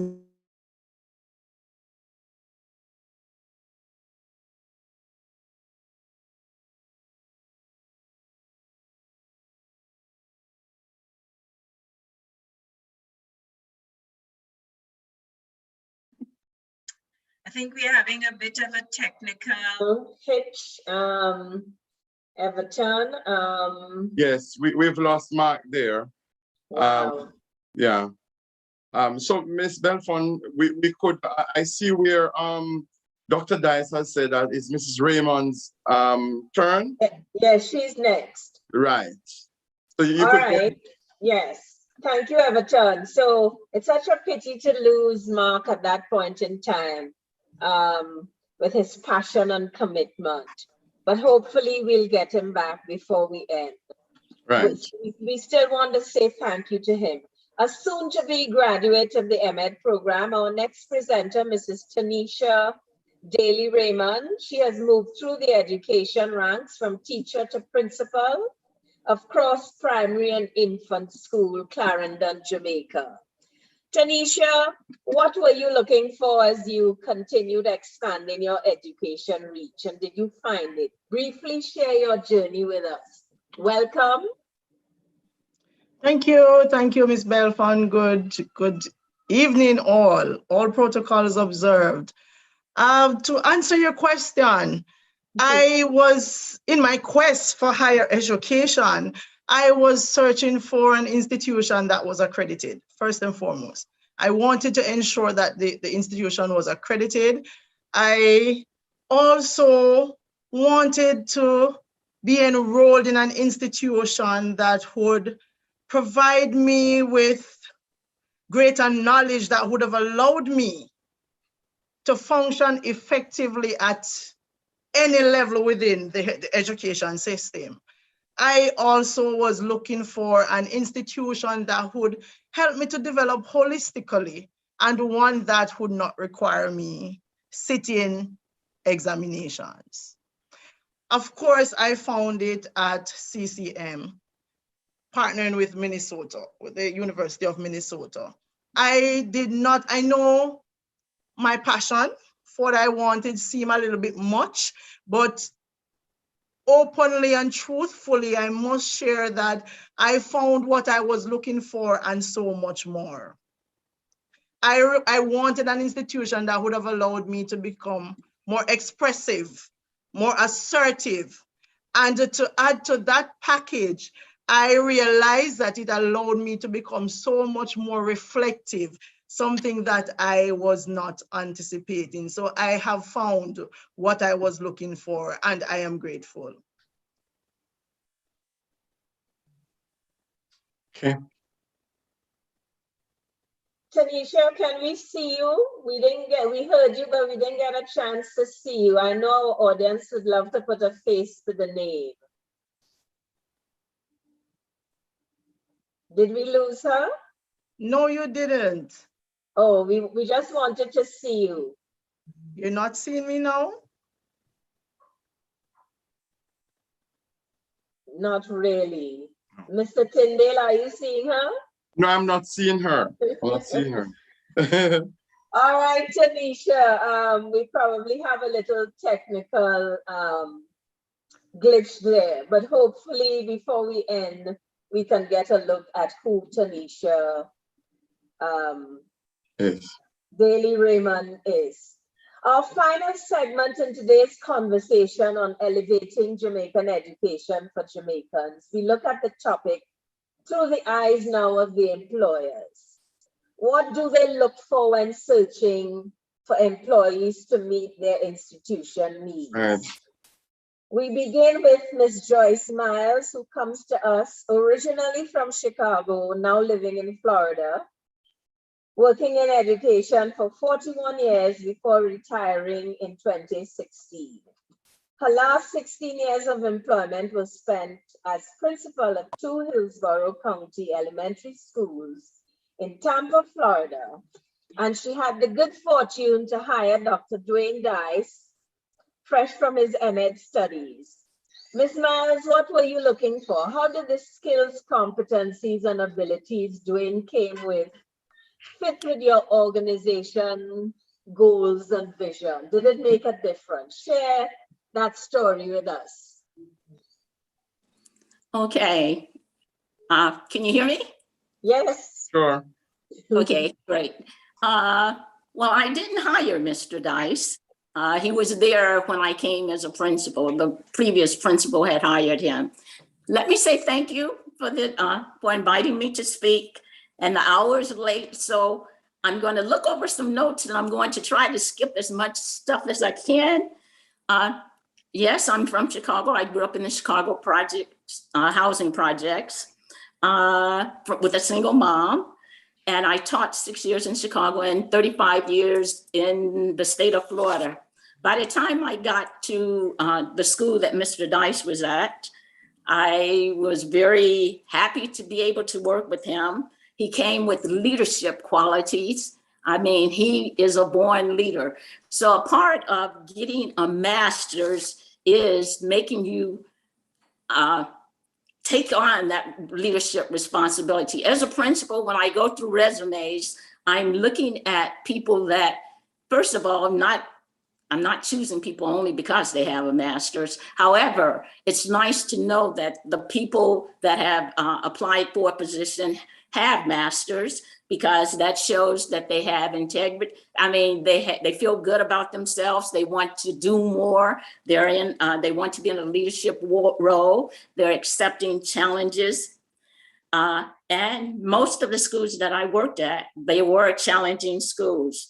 I'm trying to skip over some stuff because of the time. First, and understand that not all schools are created equally. Many schools in the United States are filled with students who come from poor situations, and not to say that rich children or children from other situations are doing much better, because they have challenges too.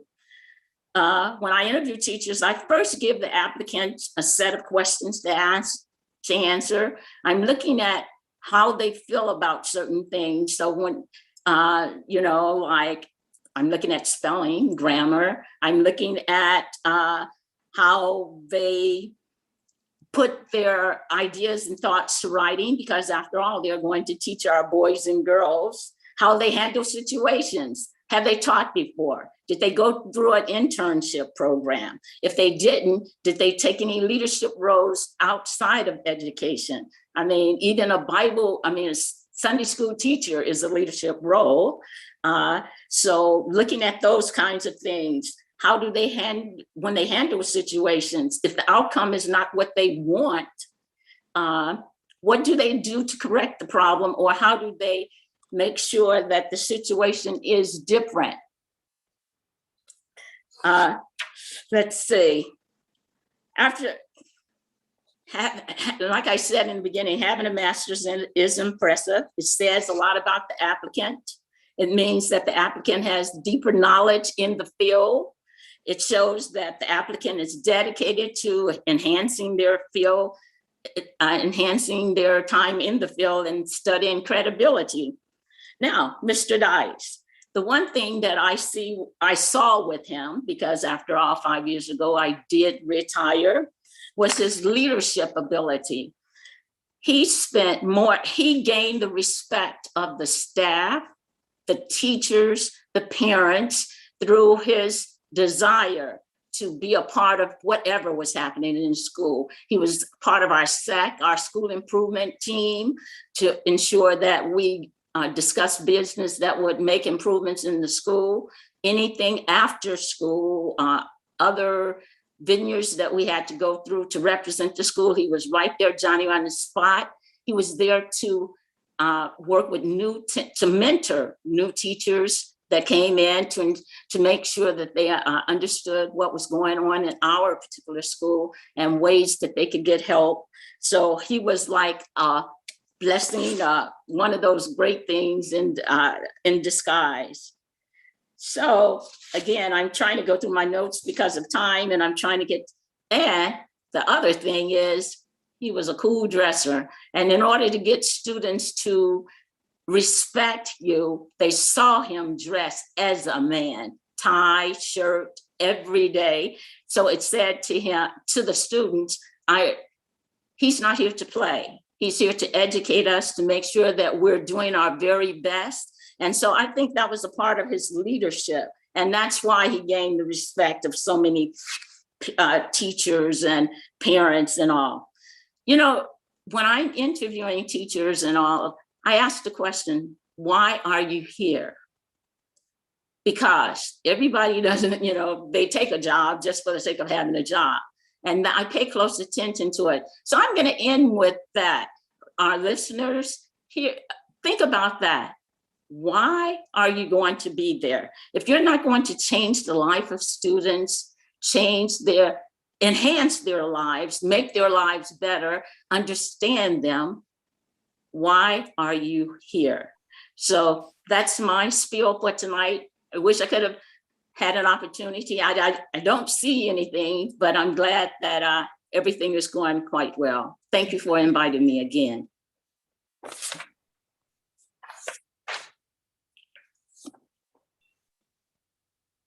Thank you so very much. Oh, go ahead, Ms. Belfon. No, man, your time. Are you sure? Oh, by the way, Mark fell off. He was getting warm, and the internet decided that it should not get warm. So, Mark, I want you to remain cool. He's back with us. So, Mark, I want you to just finish off what you were saying earlier. Mark, are you with us?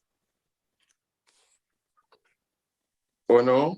All right. And we thank Miss Miles for really she's been here from the start, and for that wonderful moment of us just seeing through the employer's eyes what they look for. Right. So you can go ahead now, Ms. Belfon, with Dr. Shim.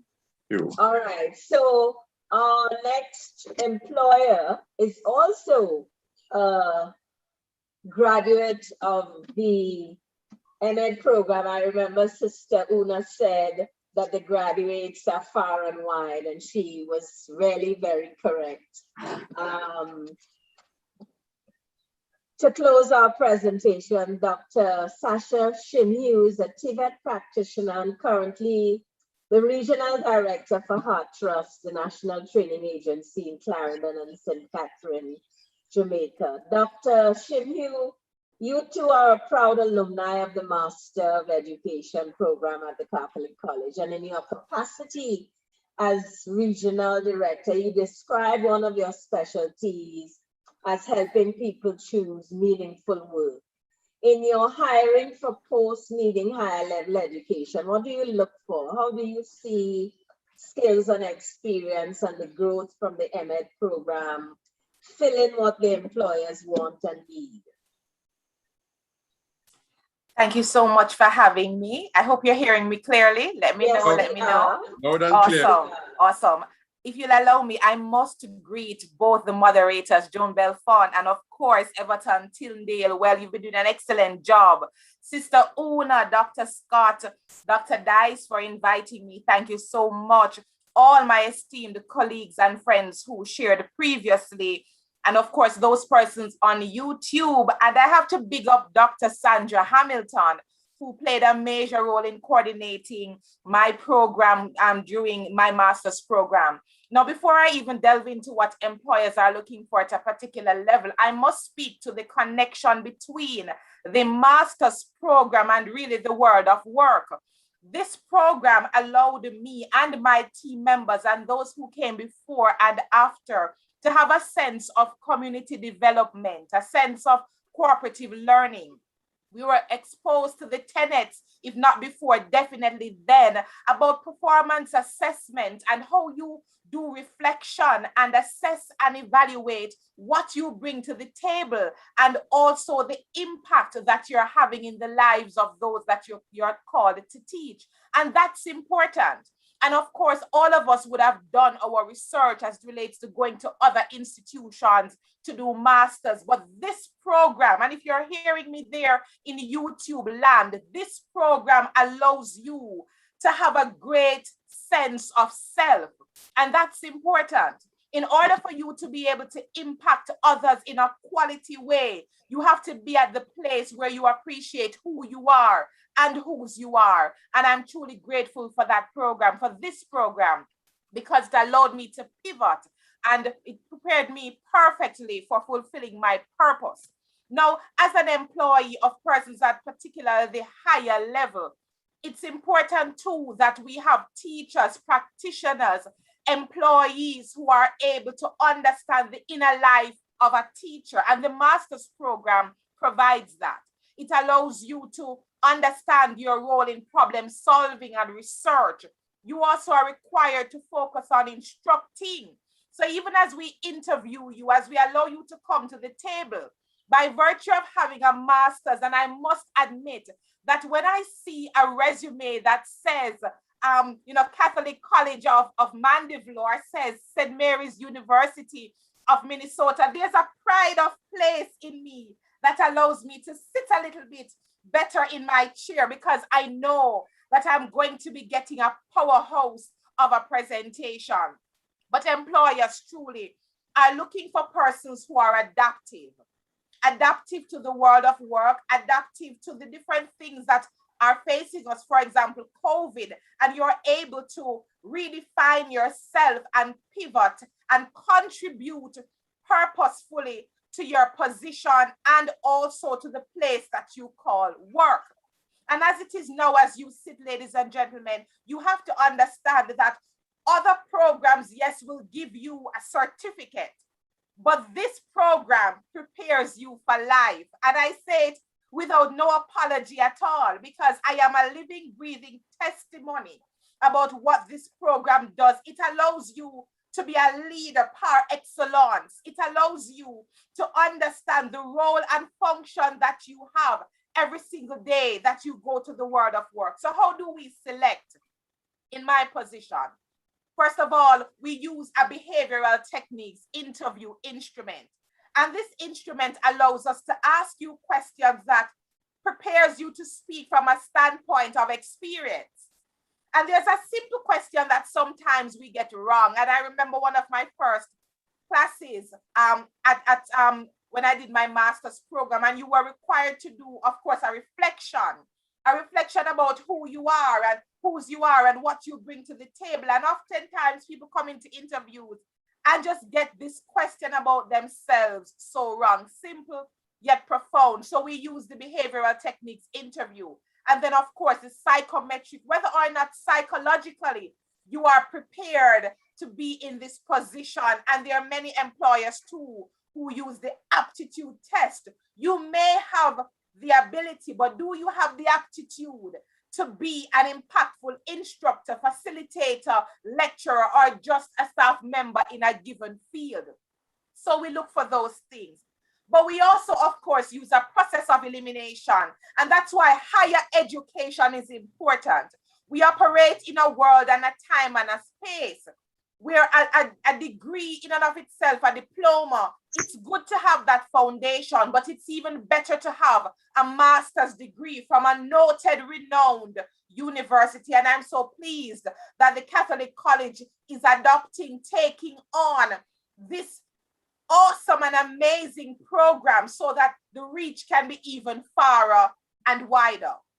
Because we also look as employers on what lies below the surface, your hidden potential and depths. And a program such as this allows for it to be unearthed. And I keep making reference to the program because this program has allowed me as a leader and interviewer to look below the surface. Yes, you have the degree, but what else do you bring to the table? Do you bring your leadership qualities, your influence? Do you bring, your interpersonal skills? Do you bring your communication and presentation skills? Do you bring your change management skills? Are you a subject matter expert? And this is important for you to appreciate that an employer anywhere in the world will interview 10, 15 persons with the same degree. The question you must ask yourself is what will set you apart from the person to your left or to your right, or the persons who too will be submitting a resume. This master's program will, because it prepares you for international appeal. So then we also look for those who are strategic thinkers. And we know that our research papers had to be driven based on strategy, had to be driven based on research, emotional intelligence, and also our ability to present self, to present a position, our ability to defend our passion and our purpose. So it's important to understand too that when you have been selected for the job, my role is to evaluate, and we evaluate based on your performance. We evaluate based on the accountabilities framework. We evaluate based on a balanced scorecard, which is a step-by-step guide as to what you must do and how you do it. But there are some fundamental basic principles that you must have to support this certificate, this diploma, this degree that you will acquire. You must be innovative and creative. You must be analytical in thinking. You must, of course, have an appreciation for self and be a problem solver. You must, in this day and age, be comfortable with technology, and you must have high levels of integrity. And that's important. The world has enough persons who are willing to do anything to get by. This institution, this Christian-based institution, is built on the foundation of the core values, a Christ-centered institution which directs, which emphasizes and continues to promote the things of God. So the opportunities for improvement as you decide to start this journey or to promote this institution, we have to improve our levels of efficiency, our levels of adaptability and flexibility. We must be technologically savvy and driven. We must also get rid of we have always done it this way. And that's why the Catholic College is doing it another way. We must be able, that is, to learn new concepts. And we must develop our interpersonal skills. And we must also have a belief that higher education will provide us with higher thinking if we absorb that which we have taught.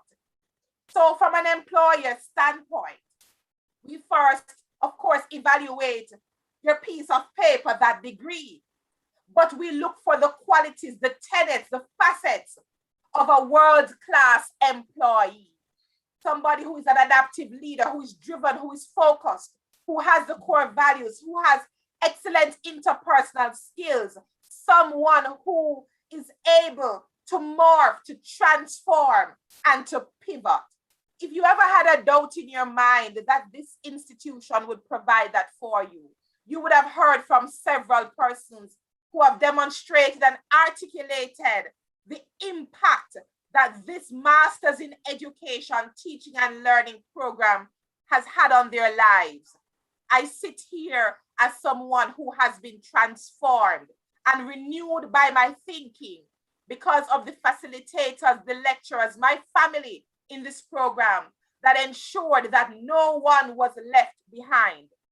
We started. Tasha, I hate to interrupt your flow because I mean the passion and beauty of what you're saying is so powerful and moving, and I noticed passion running through all the graduates. But we're kind of running out of time, and I don't want to lose our Sunday evening audience. So just your last sentence as we close this segment, and Everton will just recap some main points. So your last sentence.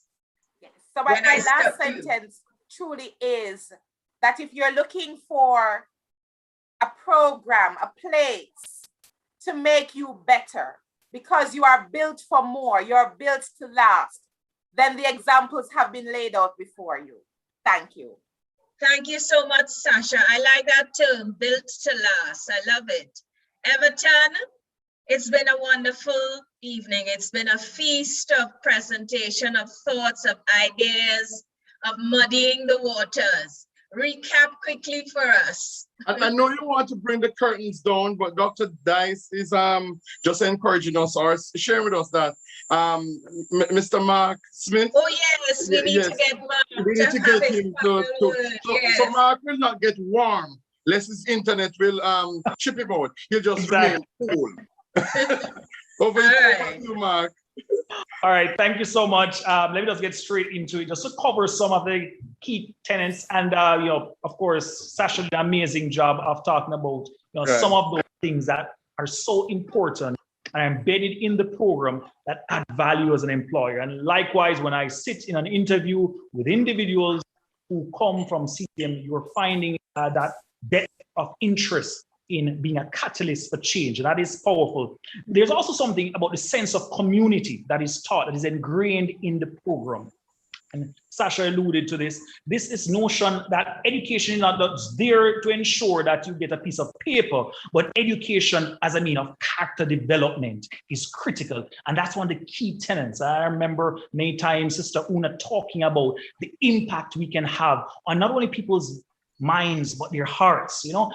People will care so much more about what you're teaching if they think you fundamentally care about them. And that came out in a strong and powerful way. So concepts about emotional learning was something that resonated through the program for me. In fact, emotional intelligence, back then it wasn't bandied about so frequently. Social and emotional learning, that as a leader, I have to understand where my children are. And I talk about it as a leader because teachers are inherently leaders. And the whole concept of teachers as teacher leaders, a powerful concept that came out, something that I was introduced to, and something that would have changed my entire perception of what my role is as a leader, as a teacher in the classroom. And there's been almost like the wind beneath my wings as I have moved from various levels of education system, making my small mark. And also this whole notion of my own scholarly interest. It started really in my research period. It was in that engagement, that period when I was working on my research, I found an interest and a love for research. Prior to that, I to be honest, I didn't have this great passion and interest. And I really looked at social and emotional learning. Today, I'm proud to say I'm pursuing my doctoral degree, and it's in emotional intelligence with K-12 leaders. And the whole idea is that that seed of intellectual curiosity towards the job that I do, something that we do understand and we kind of put as separate and apart, is so important as it inspires, it motivates, and it takes you on a journey. And let me tell you, colleagues, as I close, every journey begins with the first step.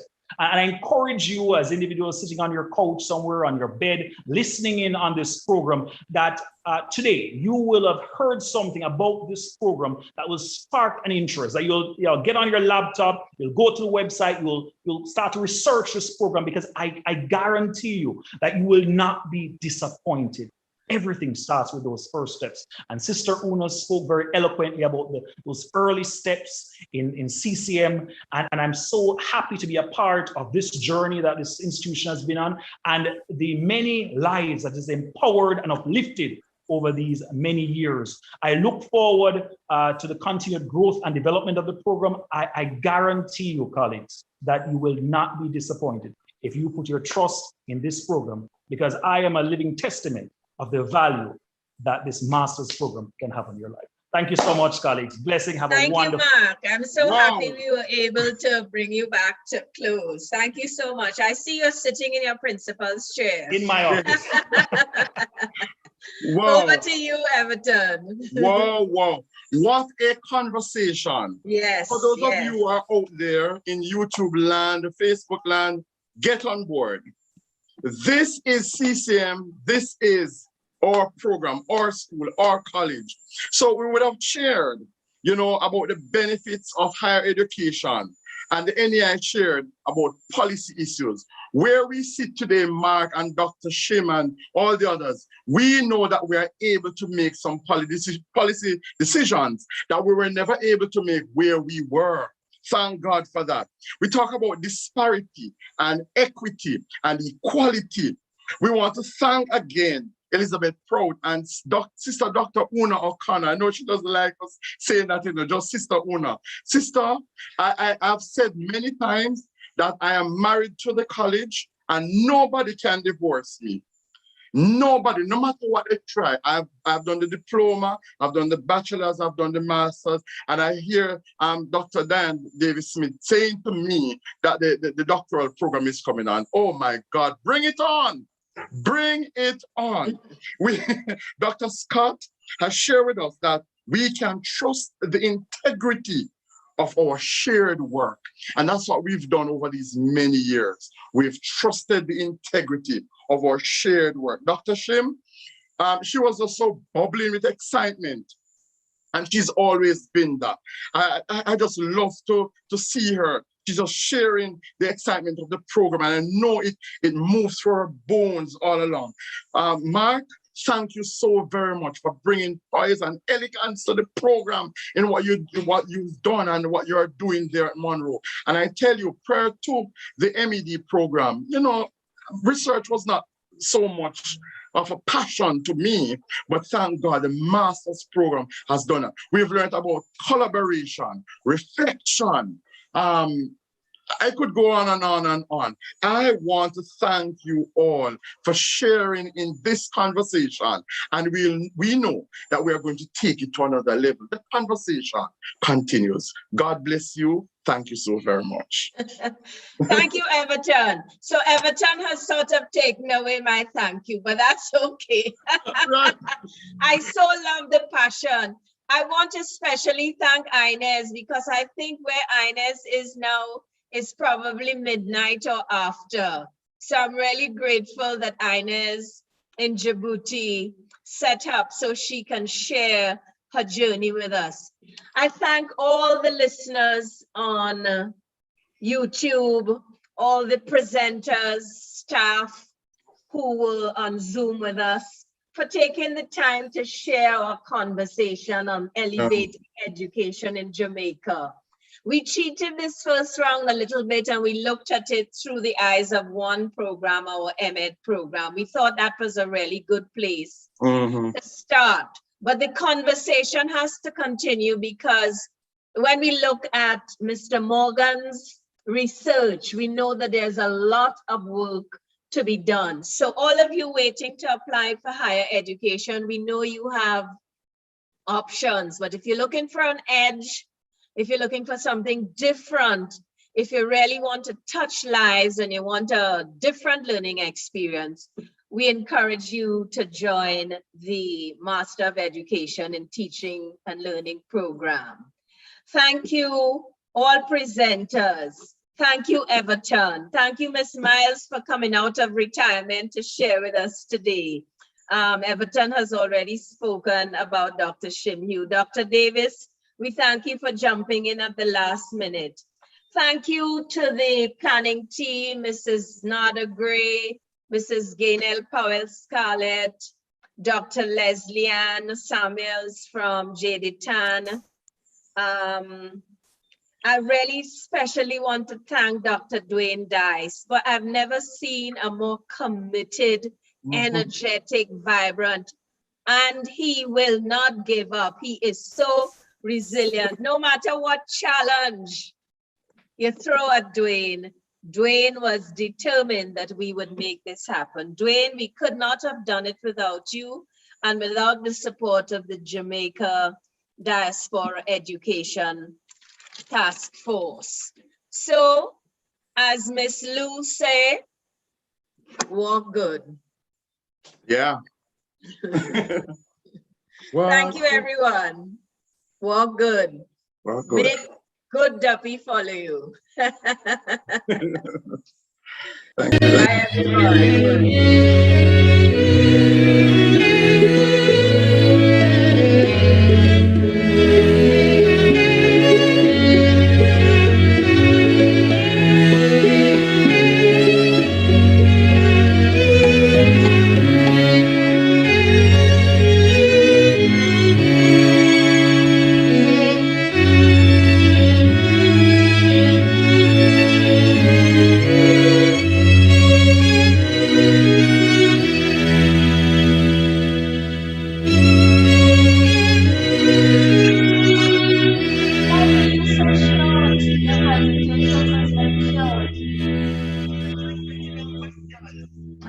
Oh, you were waiting for questions. Oh, no, that's why I send them to you, so you could have prepared without